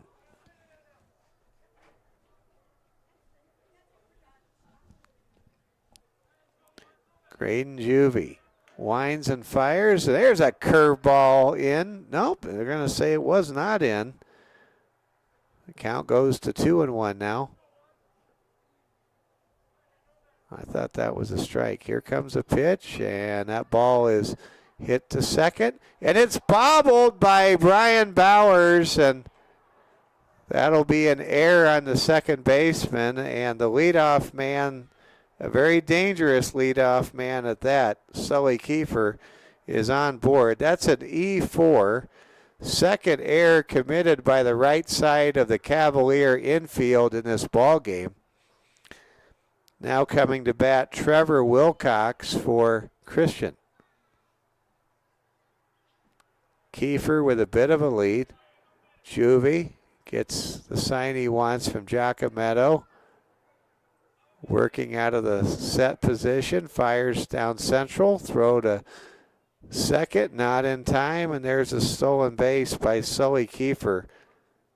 7 stolen bases now for Christian on the base paths in this ball game. And the big question may be, will Christian have more stolen bases against STM than Tordson has strikeouts of STM hitters. Tordson tonight has struck out 10 Cavaliers over 4 innings. The Comets have stolen 7 bases over 3 1/3 innings. Actually, the scoreboard is in error. They're saying there's 1 out. There's nobody out. Trevor Wilcox, the hitter. The number 4 hitter waits for the pitch from Juvie. Juvie, he takes his time between pitches. Everything Graydon does is deliberate. What's ironic is a man so fast is working at about the same pace as Bernard Langer playing golf. Here comes a 2-1 pitch. Here's a swing and a miss. Strike 2. Juvie being very precise, operating very effectively. Juvie right now, he's operating. I like that. Here comes a 2-2 pitch. Sully Kiefer takes off. There's strike 3. There's a throw down to third, not in time, but Juvie gets Wilcox, and that's the first time tonight that a Cavalier pitcher has recorded a strikeout against Christian.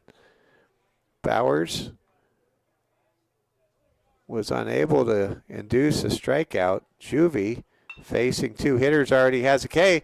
He has a ball hit down the middle, throw to first in time, and I got a little crossed up. That was actually Gosh retired, 1-3 by Juvie. Mellendorf struck out, and Wilcox was retired somehow in there, and there were no runs. So coming out of the bullpen is Graydon Juvie. He's able to blank the Comets for the first time this evening. There were no runs. There were no hits. There was 1 error, and there was 1 man left on base. Through 4 innings of play, we're over halfway through here at McKeague Field in Rapid City. It's Rapid City Christian 9, St. Thomas More 2. Due up the bottom third of the order for Coach Jeff Peckney, Cole Nielsen, Sebastian Wald, and Hayden Heeg. You're watching Security First Bank coverage of the Cavalier Sports Network. Comets 9, Cavs 2. Be with us a week from Saturday as St. Thomas More will play host to the Chamberlain Cubs from East River. St. Thomas More, by the way, will visit Chamberlain in week 3 of the 2025 football season. Cavaliers picked up their first win of their Final Four Black Hills Conference Championship campaign last year with a home victory over the Chamberlain Cubs, and this year they will hit the road when we get to football season, and they will take on the Cubs. STM will host their tough East River foes in the first 2 games of the year against Sioux Valley, who reached the state championship game last year and lost to Winter in the state championship Class B title game in the Dome, and they will welcome MVP, who the Cavs dramatically eliminated on Halloween night in a game none of you will ever forget. Cole Nielsen, the batter. Cole fouls the ball off the shed in the home bullpen, making a bit of a rattle and a thump. Count quickly now goes to 2-1. Nielsen struck out his first time up, facing Sam Tordson, and there's a hit by pitch. And Nielsen gets a nice round of applause from his Cavalier classmates. One of the things that's so different about baseball is you know that these Cavalier classmates, they could make a lot of noise, do a lot of cheers, like they do during football and basketball. But you just can't do that in baseball. It's just not crowd appropriate to make the cheers and do the shouting. About the most you could do is, hey, batter, batter, swing. There's a grounder, a flare down the right field line, digging for third and sliding into third safely is Cole Nielsen. Sebastian Wald with a single down the line puts runners on the corners with no outs here in the top of the fifth inning. And now Hayden Heeg comes up to bat. How about the Cavaliers? They're down 7 and they're going to work against Tordson, who has recorded 10 strikeouts. So the Cavaliers starting lineup in this ball game. Hayden Heeg now the number 9 pitcher. Chance to plate the first run for STM since the top half of the first inning when the sun was still out and the lights were just starting to take effect. Happy Easter, a little ahead of time. This will be our last broadcast before Holy Easter. There's a foul back to the screen. Count now 1-1.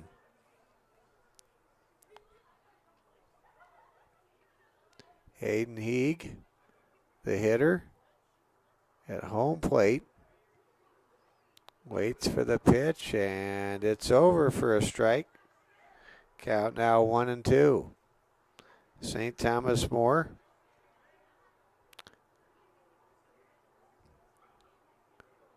will head to Winter on Monday for a road game. We will not have that one for you. There's a pitch, and did it hit the hitter? It did. Hayden Heeg hit by pitch. There's a pair of inside offerings by Sam Tordson now that have hit STM's batters, and now the bases are loaded for Cooper Sales. Cooper Sales, younger brother of Hard Hats ace Broden Sales, at the plate with the bases juiced. Nobody out here in the top of the fifth. Golden chance for the Cavs to strike back right here, right now. There's a swing and a miss to start off this at-bat. STM led 2-0. They now trail 9-2. But there's still 3 innings to go. You never know in this crazy game that started with Abner Doubleday as an offshoot of Rounders. There's a curveball over for a strike, and that's that curveball that Uncle Charlie that Tordson can go back to in a pinch. Count now 2-1 to the hitter Sales, and there's an outside pitch. The count goes to 3-1. Cooper Sales, if he draws a ball here, will record an RBI, and it'll be a 6-run ball game with nobody out. Here comes a 3-2 payoff pitch, and that pitch is, oh, I guess that count was erroneous. Now it's a full count of 3-2. Bases loaded, no place to put the hitter. Tordson gets his sign. Pitches down central. There's a swing and a miss, strike 3, and that's the 11th strikeout of the game by Sam Tordson. Now Ben Bowers comes to the plate with the bases loaded and 1 out. Man, what a big strikeout there for Coach Courtney and the Comets. Tordson able to dance out of trouble, at least for the moment. Here comes the pitch to the number 2 hitter in the lineup, Ben Bowers. Bowers, the second baseman, watches his first pitch go over for strike 1. Here comes the next pitch from Tordson, and that's just off the plate for a ball. In the on-deck circle, the very speedy and dangerous Graydon Juvie. At the plate right now is Ben Bowers. Bowers waits for the 1-1 pitch. Did he swing at it? He did, and the count goes to 1-2 strikes. That time Bowers checked his swing, but he did go around, according to the home plate umpire, who has done a fine job of calling balls and strikes throughout this game. And I love the big strike zone. Absolutely love it. Not every umpire does it. This umpire does it well. Here comes the 1-2 pitch now to Bowers.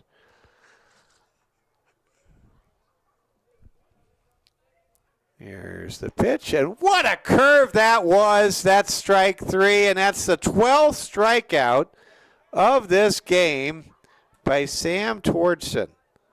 Wow. And now there are 2 down for Graydon Juvie. Juvie batting with the bases loaded. Can Juvie be the man to pull the proverbial sword from the stone? And he may be. There's a flare. It gets past a diving center fielder. 1 run scores, 2 runs score, and make that a 3-run bases clearing double by Graydon Juvie, and the Cavaliers are back in this game. Wow. Graydon Juvie comes through with a 3-run double. And it's 9-5. We've got ourselves a Dolly Parton 9-5 score here in the top half of the 5th inning. Wow. Juvie with a bases clearing double. And that dramatically changes the complexion of this game. With 2 outs here in the top of the 5th. There's a pop-up. Is it caught in foul territory? No, it hits the ground. There is so much foul territory at McKeague Field. Conjures up memories of a not so recently departed ballpark, Oakland Alameda Coliseum, where you had so much foul territory. Joe Giacometto, the hitter, the cleanup hitter, with the speedy Graydon Juvie with a huge lead at second base. Quite candidly, Juvie doesn't even really need to take a lead. He's so fast. He can get to home plate in no time flat. There's a curveball. What a pitch, but it's off the plate. And you can really tell that Tordson, who has thrown an enormous amount of pitches, is having a hard time locating pitches that he routinely was threading the needle with earlier. There's a pop-up called for by the third baseman, who drops the ball and a run scores. The Cavaliers have made it 9-6.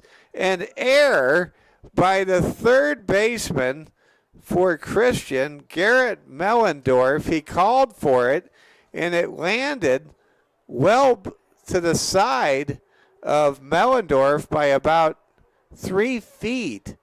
It's like Mellendorf either lost the ball in the lights or he really never knew where it was when he called off his teammates.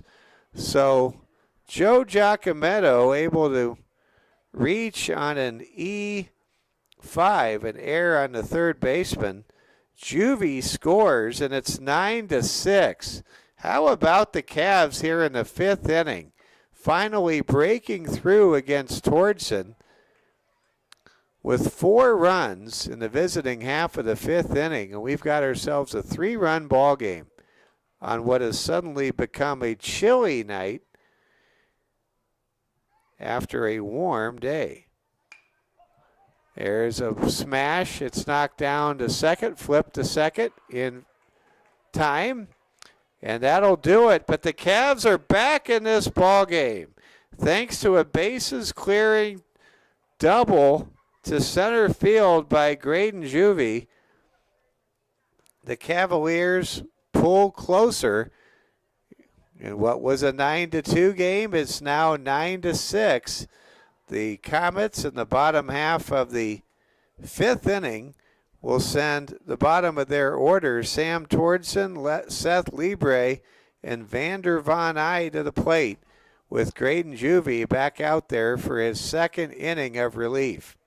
We've got ourselves a new ball game. The Cavs are fighting back through 4.5 innings of play in Rapid City. It's Rapid City Christian 9, St. Thomas More 6. You're watching the Security First Bank Cavalier Sports Network.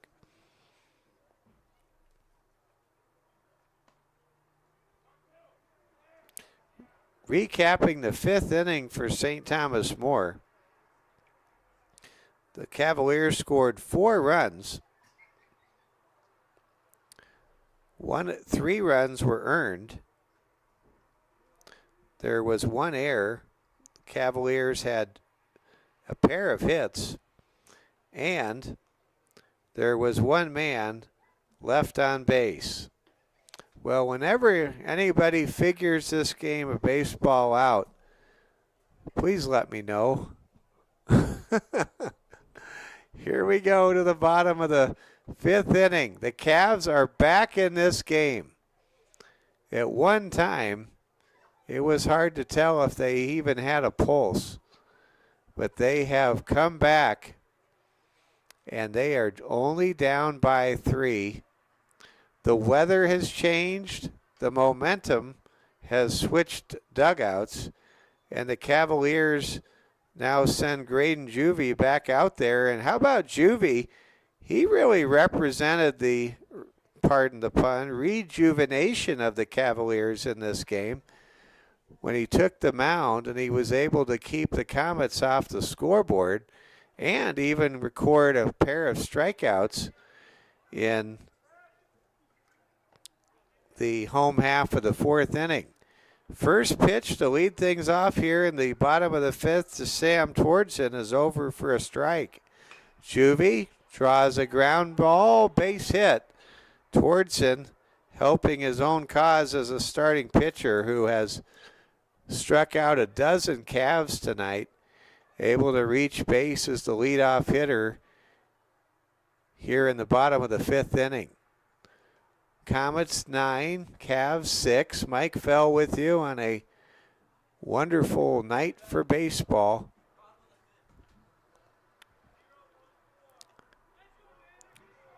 Seth Libre, the hitter, the right-handed swinger against Graydon Juvie. Juvie pitching well in relief for Coach Jeff Peckney. It is 9:06. And there's a pickoff throw, and that'll be an out. Juvie zips the ball down to Nielsen, and Sam Tordson is caught stealing on a 1-3 pickoff, and the bases are empty yet again. And now Libre batting with nobody on, and Juvie really showing us something tonight. There's a pitch over for a strike. Is there anything Graydon Juvie can't do? Is he a straight A student?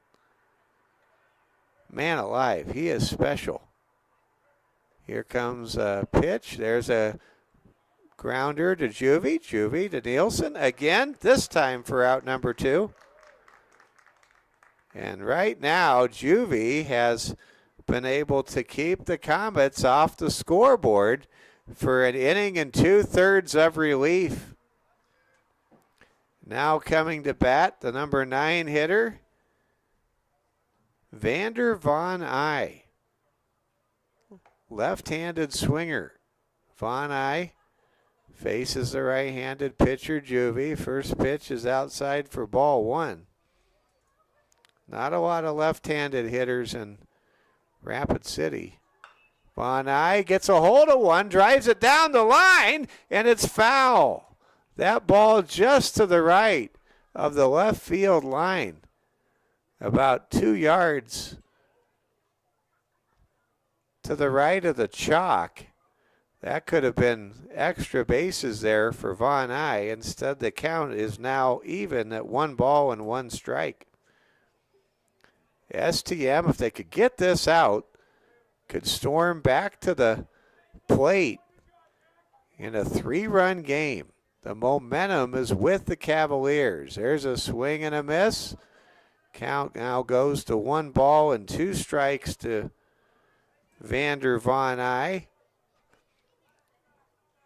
And now Juvie is a strike away from 2 scoreless innings of relief. Is that pitch over? Oh, it's just off the edge. Count now 2 balls and 2 strikes. Boy, did I want that one. I know all you Cavs fans at home wanted it too. Here comes a pitch. Did that get the zone? Nope. The high strike is not being called all of a sudden. Juvie now with a 3-2 payoff pitch. Nobody on, 2 outs. Juvie kicks, winds, fires, and he hits a strike 3 with a curveball that started at 12 o'clock and ended at 6. Wow. Juvie with his 3rd strikeout pumps his fist, and the Cavaliers, for the 2nd time in as many innings, behind the first man out of the bullpen, Graydon Juvie, able to keep the Comets off the scoreboard, and the Comets only send the minimum to the plate with the bottom third of their order. In the bottom of the 5th inning, there were no runs. There was 1 hit. There were no errors, and there were no men left on base. The caught stealing, the pickoff of Sam Tordson proved to be the consequential swing play in the bottom of the 5th inning to keep this game at 9-6. So we go now to the last 2 innings. St. Thomas More will still face the starter, Tordson, for Rapid City Christian, who has 12 strikeouts. That might be a Comets record. We don't have a Comets record book, but I'll tell you, 12 strikeouts, that's an achievement, to say the least. We'll see a conference at the mound. Let's see if we can get some new baseball scores to you. The Padres, my Padres, lead the Cubs 1-0. That game in the bottom of the 5th inning. The Astros won at St. Louis tonight. Jordan Alvarez with a home run. Dodgers up 4-0 over the Rockies. Not a surprise. There's a grounder up the middle, and it's through for a leadoff base hit. Great play there for the Cavaliers. Brian Bowers leading things off. Able to get on base. And now the Cavaliers have the tying run, believe it or not, in the on-deck circle. There's a pickoff throw. It gets away, but getting the stop sign from Coach Bowers at first base, his dad, in this case, Brian Bowers' father. You better follow your dad's signs, that's for sure. Get in a lot of trouble if you don't do that. Here comes a pitch outside from Tordson, and to say that Tordson is struggling with his control now is a statement of fact, not a statement of interpretation. Count now to Cole Nielsen is 1-0. Here comes a pitch to Cole. That sails outside, and right now you can see the fatigue of Tordson. He is having pitches that used to drop and sink and swerve, just sail right now. He just doesn't have his legs. Here comes another pitch from Tordson. Somehow he gets that over for a strike. Well, Coach Adam Courtney right now reluctant to go to his pen. One on, nobody out here in the top of the sixth. Mike Fell with you on the Security First Bank Cavalier Sports Network. Tortson's pitch is outside for ball 3. And the tying run could come to the plate in the person of Sebastian Wald momentarily here if Tortson can't find the strike zone on this 3-1 pitch. Here comes a pitch. That's not even close. And the Cavs have the tying run coming to home plate. St. Thomas More was down 9-2, and now coming to the pitcher's mound is one of the coaches for Christian. I think this is going to be a conference here. Adam Courtney going to the mound. He's looking back at the bullpen. Don't see anybody up, but you might just grab a player from the infield or outfield and put them out there in relief of Tortson. And actually, that's the pitching coach coming out. And now here comes Courtney, Adam Courtney. And let's see if the night is over for Tortson. It looks like it is. He's going to get a standing ovation. 12 strikeouts for Sam Tortson tonight. That might be a Comet strikeout record in the illustrious history of Rapid City Christian baseball. Tortson getting congratulations from his teammates. He exits as the pitcher of record on the winning side of the ledger, having gone 5 innings to qualify for a win and being staked to a lead. St. Thomas More now will face a relief pitcher, and it looks as though that relief pitcher is going to be Garrett Mellendorf. We're going to check on that momentarily. And yes, it is. Garrett Mellendorf will move over from third base to pitch and relief. Sam Tortson will call it a night and head to the dugout. What a job by Sam. He just ran out of gas. And quite candidly, those 4 runs the Cavaliers were able to score in the 5th, fatigue was a part of that. It's so hard to go through an order of anybody's lineup 3 times, especially when you're throwing a lot of pitches. Even if you're getting strikeouts, you're throwing a lot of pitches. That's why a lot of pitching coaches are pitch to contact centric versus strikeout oriented. So Mellendorf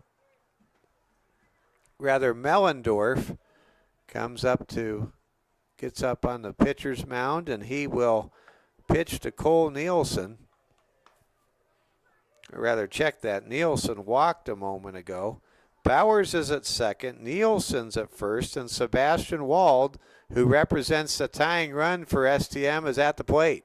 Here comes a pitch. There's a looper, and it's caught by the second baseman. Throw to second is off the mark. Going from second to third, sliding safely into third is Brian Bowers. Some heads-up base running. That'll be an error on Winter, the second baseman for Christian. And Wald is retired by Winter for the first out of the inning here in the top of the 6th. So now the Cavs have runners at the corners with 1 out. And here comes Hayden Heeg. Hayden, chance to make it a 9-7 game with any type of hard contact here with 1 out in the top of the 6th. What a comeback by the Cavs. They were dead to rights, so it appeared. But they have fought their way back, scratched their way back, and Graydon Juvie has been at the center of this rejuvenation tonight for STM with a 3-run bases clearing double and coming out of the bullpen to shut the Comets down. Count is now 1-1 to Hayden Heeg. Bowers with a leadoff third. Nielsen with a small leadoff first. Looking to bunt on a sacrifice is Hayden Heeg, and he misses everything. Count goes to 1-2. You want to see some great bunting? Go to Fitzgerald Stadium and watch the Hard Hats. Just marvel at how well the Hard Hats execute the bunt. Here comes a pitch. There's a swing and a miss by Heeg, and I think he struck out. Yes, he did. That is the 13th strikeout of the game for Comets pitching. First strikeout of the game for Mellendorf, on in relief of Tordson. Now with 2 outs and 2 on, here comes the leadoff hitter Cooper Sales, who is due for a big hit in this big spot. Sales 0 for 3 in the game and a strikeout victim all 3 times. And there's a wild pitch, racing home and scoring to make it a 2-run game on a wild pitch is Brian Bowers. And it's a 9-7 game, and the Cavs have now scored 5 consecutive runs, and the runner at first, Nielsen, advances to second on the wild pitch, and the Cavs can cut the deficit down to 1 run here in the top of the 6th inning if Sales can make something happen here ahead in the count 2-0. Mellendorf misses to make it 3-0. Cavaliers showing a lot of resilience in this ball game. Don't know if they're going to win it. Time will tell. But they have nothing to hang their head about tonight. They're showing championship grit this evening. Count is now 3-1. And there's a low pitch. That's ball 4. And now the tying runs are on base for STM. Garrett Mellendorf issues a walk. And after the base on balls, here comes Ben Bowers. Ben, this evening, 1 for 2. Rather, 1 for 3 in this game. Coach Peckney at third base. Looking at the potential game-tying runners at first and second. There's a pop-up that barely finds the Comets bullpen.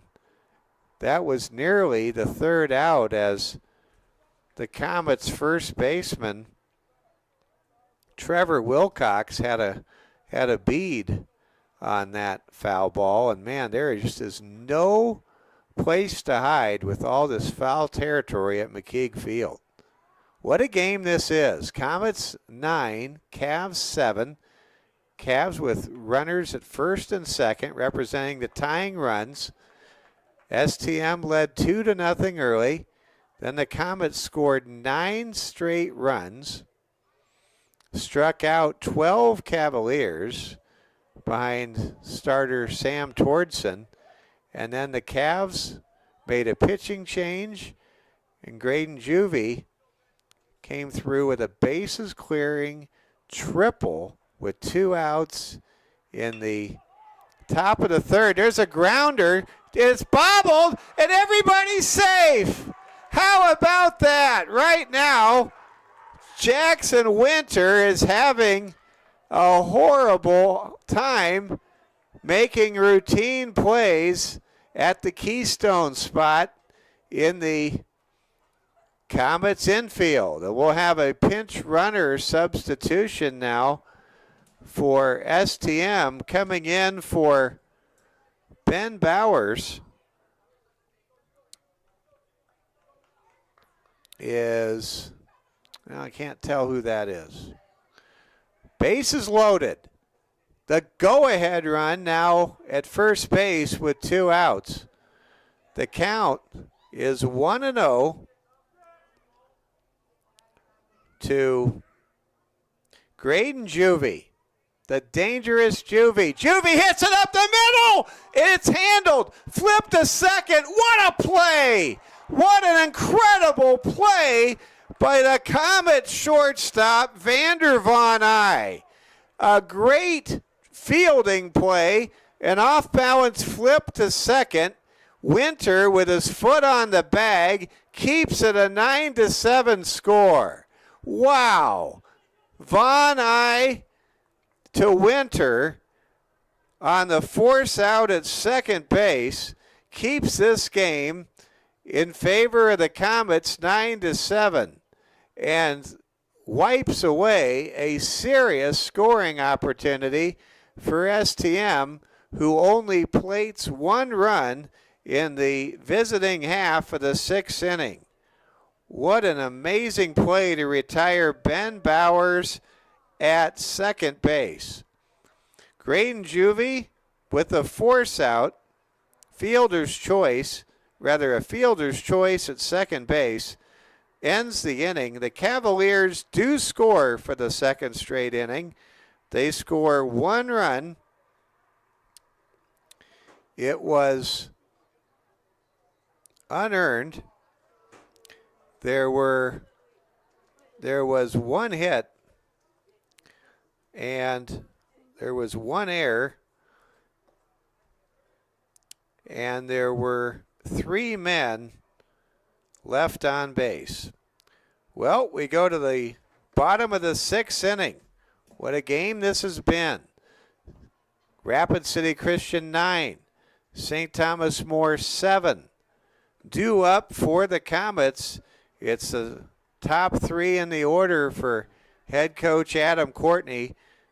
Turner Tonkel, Benson Kiefer, and Sully Kiefer all due up as Graydon Juvie comes out for his 3rd inning of relief. Juvie has been absolutely marvelous. And you know, he was just about heroic yet again moments ago. He got good contact. He slapped the ball up the middle. And if Vander Von Eye did not make the infield defensive play of the ball game a moment ago, the Cavaliers could very well be celebrating a 9-8 score and may have very well been on their way to tying or taking the lead in this high-scoring ball game. We begin the bottom of the 6th inning, the home half of inning number 6. First pitch from Juvie is a swing and a miss by Turner Tonkel for strike 1. Here comes the pitch to Tonkel, and that ball is hit hard to right field, and it will get past the right fielder all the way to the fence. That's going to be potentially a triple. It will be. A leadoff triple by Turner Tonkel builds on the momentum of that defensive play in the top half of this inning, and now the Comets looking to extend their narrow 2-run lead with the leadoff man standing 90 feet away from home plate. Juvie, with his back against the wall, faces a very dangerous Benson Kiefer, who's 1 for 3 with an RBI single back in the 2nd inning. Mike Fell with you here on the Security First Bank Cavalier Sports Network. There's a pitch over for a strike to Benson Kiefer. Kiefer down in the count 0-2.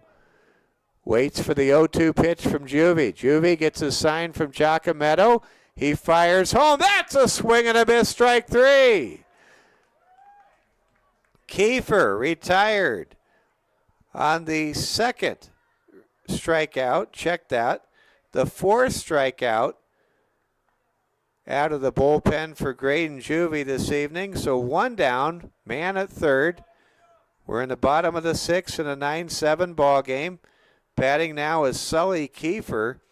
Kiefer able to go 1 for 2 so far and reach on an error. He has scored once in this game. Here comes a pitch to Sully. That's a swing and a miss. Juvie right now, he is pulling the string on some of these ambitious Comet swingers. Here comes the pitch, and that catches the black. Oh, what a pitch that was by Juvie. Sully Kiefer now down in the count 1-2. Here comes the next pitch from Juvie. He kicks and fires. That ball hit at the top of the barrel off of the shoulder of the shortstop, and that's a big insurance run right there for Rapid City Christian. Wow. Kiefer makes good contact. I think that's going to be an E6 on the substitute at the reserve at shortstop. Scoring on the air is Turner Tonkel, who led off this 6th inning with a 3-bagger, and it's 10-7 now. Now batting is Trevor Wilcox. Wilcox fouls it away and is down in the count 0-1. 1 out, 1 on. Comets able to cash in a leadoff triple to get some separation as we think about the 7th and final inning. And there's a pickoff, and they caught the runner off of second, and now they bungle the pickle play, and safely back at first is Sully Kiefer. Well, on that last play, it was Ben Bowers mishandling the throw down to second, and it took him a long time to get the handle. By the time he did, it was too late, and Sully Kiefer was safely back at first base. So the Cavs miss an opportunity to get the second out on the right side of the infield in that rundown. There's a pitch. That's over for a strike. Throw down to second. Not in time. And that is the 8th stolen base of the game for the Comets, unofficially. It's the 8th stolen base. Comets with 13 strikeouts of the Cavaliers tonight and 8 stolen bases against the Cavaliers. Here comes a swing and a miss. Strike 3. Throw down to third is not in time. So Juvie strikes out Wilcox for his 5th strikeout out of the bullpen in a inspiring relief performance to this point, going 2 2/3 with 5 Ks at third base with the 9th stolen base of the game for the Comets running game is Sully Kiefer, and now Garrett Mellendorf is at the plate. And look, there's an attempt to steal home, and that will be an out at home.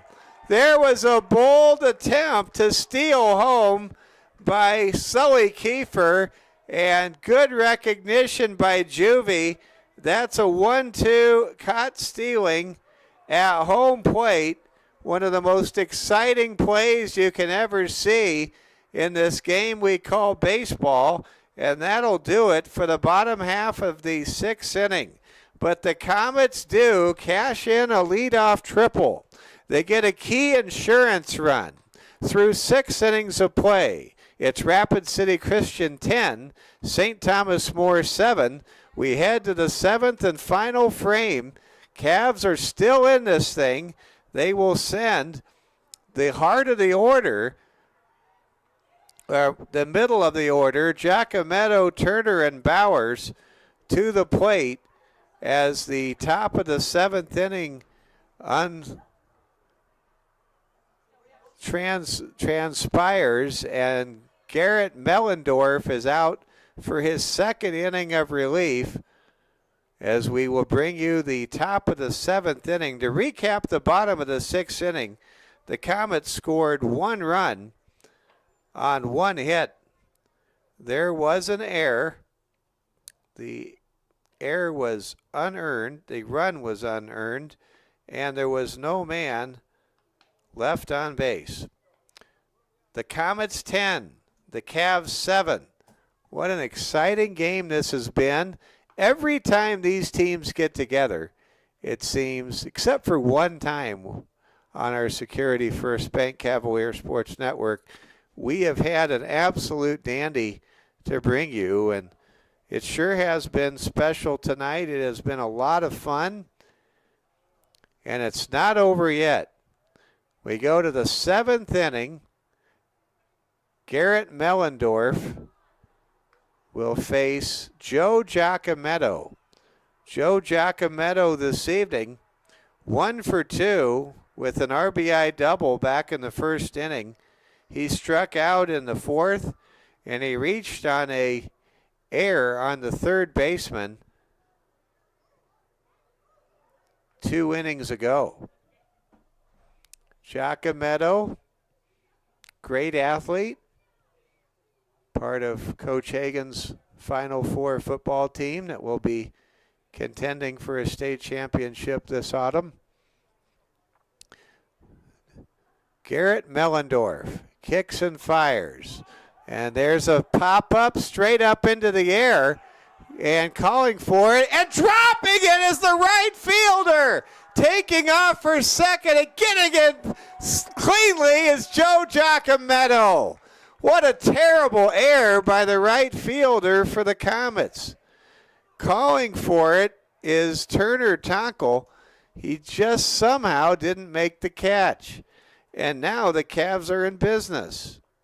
Joe Giacometto able to get to second base. That'll be an E9 to lead things off here in the top of the 7th. And now here comes the always dangerous Rush Turner, who has an RBI double already to his credit this evening. Mellendorf being undone by his defense to lead off the top of the 7th inning. Sees his first pitch go outside, and now the students for STM on this chilly evening getting into it, making a lot of noise for the Cavaliers. That's awesome to see. Here comes the 1-0 pitch, and that ball is swatted out of play, and the count evens at 1-1. St. Thomas More trailed 9-2 at one point. They're down 10-7 at the moment, but they have a man in scoring position with no outs here in the top of the 7th. And Garrett Mellendorf is not really in sync right now with his battery mate as the count goes to 2-1. Here comes Mellendorf's pitch. It's high for ball 3, and don't look now, but Garrett Mellendorf is missing on most of his deliveries. Mellendorf, the starting third baseman, came on in relief, and right now he's about as sharp as a butter knife. There's a pitch that is fouled off the light pole behind the home dugout, and the ball quickly hits the ground, the grass, and the count goes full. Rush Turner now will face a payoff pitch with Joe Giacometto holding close to the bag at second. Garrett Mellendorf gets his sign. Here comes the 3-2 pitch, and that pitch is swung on and missed. Mellendorf comes through big time with his second strikeout in relief tonight. Rush Turner had the count going his way, but he fails to reach base, and that was a big strikeout. Now the tying run remains in the on-deck circle for STM, and the Cavs are down to their final 2 outs here in the top of the 7th. First pitch from Mellendorf to Bowers is over for strike 1. Cavaliers now hanging by a thread. Down 3, top of the 7th inning. Man on, 1 out. In what looked so promising just about 2 minutes ago, doesn't look quite so promising any longer. Cavs are going to have to grind this game out of the thicket. Here comes the 1-1 pitch with one out. Pitch is over for strike two. Bowers down in the count now, 1-2. Mellendorf smelling an opportunity here to try to get the second out. He's ahead in the count. Here's a pitch. It's over for strike three, and Bowers knew it. And now Garrett Mellendorf is 1 out away from getting the save. And here comes Cole Nielsen. Nielsen trying to keep this game going. First pitch is off the plate for ball one. If Nielsen can get on base, Sebastian Wald would hit and represent the tying run for STM. Here comes a pitch. There's a chopper towards third. It's handled. Throw to first in time, and the Comets win 10-7. Sam Tordson, with 12 strikeouts, gets the victory, and he goes 5 strong. Garrett Mellendorf goes 2 innings out of the bullpen, moving over from third base. He gets the save. Brian Bowers tagged with the loss as he gives up 9 runs tonight. And Rapid City Christian remains undefeated, and St. Thomas More falls to 2-1 to start the season. The Cavaliers fought back. They were down 9-2. They rallied to pull to within a 9-7 score. But when it's all said and done, the Comets win in 6.5 innings, 10-7, recapping the top of the 7th inning for STM. Cavaliers do not record a hit, do not score any runs. There was 1 error committed in right field, was 1 man left on base. Congratulations to Kyle Courtney and the Rapid City Christian Comets, winners 10-7 tonight. There's a prayer around the pitcher's mound. So much mutual respect and admiration between these two programs. It's really something special to see. I have to say, I love everybody I've ever been around at Christian. Just a class organization, a class act program, a wonderful school, and a very Christ-centered community around Rapid City Christian. And for St. Thomas More, well, you can't win them all. And tonight they fall 10-7. Cavaliers will get another opportunity to play Christian on May Day, May 1st, and we'll have that game for you. That will be a home game for the Cavaliers. They'll get to bat second in that game. We're going to talk to head coach Jeff Peckney as part of our Security First Bank Cavalier post-game show. A reminder, we will be with you a week from Saturday with some afternoon baseball under the sunshine, under the glare. On the 26th of April, St. Thomas More will host the Chamberlain Cubs. We'll have that game for you and look forward to bringing you Game 4 of our 7-game regular season showcase from McKeag Field. Of course, we'll go anywhere the Cavaliers have to travel for the regionals. Hopefully they'll get to host a regional this year, and we'll also be headed to wherever the Cavaliers will go. If they can make it to state, they'd be going to Sioux Falls to the Birdcage. Well, this was, I think, a game with a lot of positives for Coach Jeff Peckney's young team. They fought back. They hung in it in this game. They made it a 7-inning ball game. The Cavs played a hard 7. I think the Cavaliers discovered just how good out of the bullpen Graydon Juvie can be. We know Joe Giacometto is solid as a relief pitcher. But we've seen some good outings between Giacometto and Juvie, and Brian Bowers, he is a good pitcher. He just didn't have his best stuff tonight. He just couldn't get that third strike. He couldn't close out the hitters that he was able to get ahead of. Against a lesser hitting team, he may have very well had a respectable night, maybe even a win. But against this Comets team with their eagle batting eye and their ice in their vein hitters discipline, they were very good at making the Cavaliers starter Brad Bowers find the strike zone when it mattered most, and that was a task that Bowers just really wasn't able to perform tonight. So give credit to the Comets. They get it done. Rapid City Christian now staying undefeated. St. Thomas More falls to 2-1. Coach Jeff Peckney on his way up to the press box here. Look forward to talking with Coach Peckney as always. St. Thomas More we're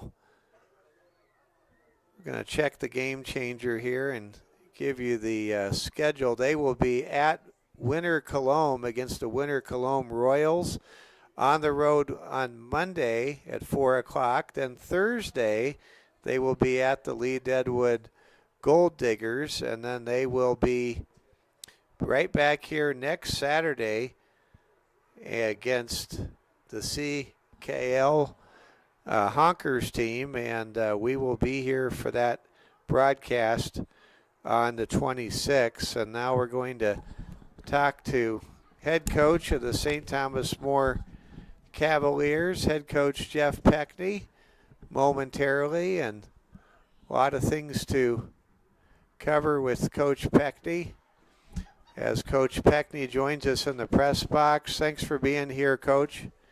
And we now begin our conversation with Coach Jeff Peckney. Coach, your team really battled tonight over 7 innings. Yeah, I was pleased.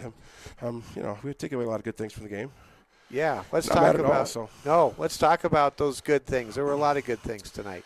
Oh, absolutely. I thought both pitchers pitched pretty well. We struggled a little bit in the third inning, but and both catchers did great. I mean, both of my catchers tonight are middle infielders. For them to come out and do what they did a pretty good job. So they sure did. I thought that the team really executed well with their infield defense tonight. There weren't very many exceptions to that. Outfielders made solid plays, and I thought that this was one of those games where everybody just battled to keep this game, to take this game to distance. Yeah, exactly. Defensively, I thought we definitely played better than against Hot Springs defensively. Definitely. You get yourself with a 9-2 hole. It's hard to dig it back out, but we did a good job. But yeah, defensively awesome. We got some little things to work on, and it's game 3. We'll get them again, and yeah, I'm pleased. We knew we were a little shorthanded coming in, and just keep it positive, and that's where we're at. And absolutely, that's a good team, and we'll play them again. And we got a whole month or so here to keep getting better. Let's talk about the first inning of the game. You had, this is a young team you have this year, and it's not very often that a team starts a game with the butterflies going. It's a rivalry game. Yeah. There's 2 quick strikeouts, and then they put together a single and back-to-back RBI doubles. Yeah. I thought that seemed to give everybody in that Cavalier dugout a sense of confidence that they were going to be in this game tonight. Yeah, exactly. Our middle of the order is going to be tough all year. We know that. Our top of the order's got to get on base. We did that about halfway through the game today. And our bottom's got to do the same. So we can get runners on base. We know our middle guys are going to drive them in. And, yeah, we got some good hits. And, next time around, both guys that got doubles were getting a bunch of curveballs. So they both rushed a nice line drive to right center. And and Joe at the one to left center. So that's good. And they're young; they're both sophomores. So you're right. We are a real young team. Only a couple guys have actually played any on varsity. So we got a little bit of growing pains, but we're pleased where we're at. And there's give or take a few innings there. We could have turned that around a little bit, but pretty pleased. Yeah, I thought there was a lot of positives at this game. Next week's going to be a busy week. Your team plays 3 times, so after playing 1 game a week for 3 weeks, bang, you're playing 3 games in 3 days. It is nice to know that you've got Giacometto and Juvie that can come out of the bullpen and provide that kind of relief pitching. And the way Juvie pitched there, shoot, we might have to start him too. But that means you got to find a shortstop too. So we've got some issues we got to fix. You can't clone him. No, we wish we could. Absolutely, we could clone great. But Juvie. the way he pitched amazing tonight. He gave us a spark. Our offense came out and helped him out. He was part of that too. But he pitched fabulous tonight. So we knew that was there. But we got to get our guys work. That's where we're at right now. We got to see what we got. Because you're right, we got 3 games next week, and we're going to need all deck on hand. So, we knew we were going to use Rush tonight, and we'll probably use them next time we see them. So we knew that going in. Coach, you were in the third base coach's box. You were in the dugout tonight, but I want to share this with you. This atmosphere was incredible tonight. Everybody was here. We had Kelvin Torvey here. We had a Kelvin Torvey sighting. Good. We had a whole bunch of STM Hard Hats players watching, backing their guys. I mean, this was what it's all about. We had a huge group of our students. I just said, what a huge I just group. thanked them when I walked by. That's great. They've all been talking about coming up to the game, and that's what it's all about, right? We want our fans to come out, watch the game. Beautiful night. Can't think of say. No, this is I appreciate special. it. That's we always our kids tell them to come out too. We want to come out and watch, and that's what it's all about. Well, it's an honor to be able to broadcast your team's games, and this was just this was a lot of fun, and I look forward to going back and watching the broadcast again.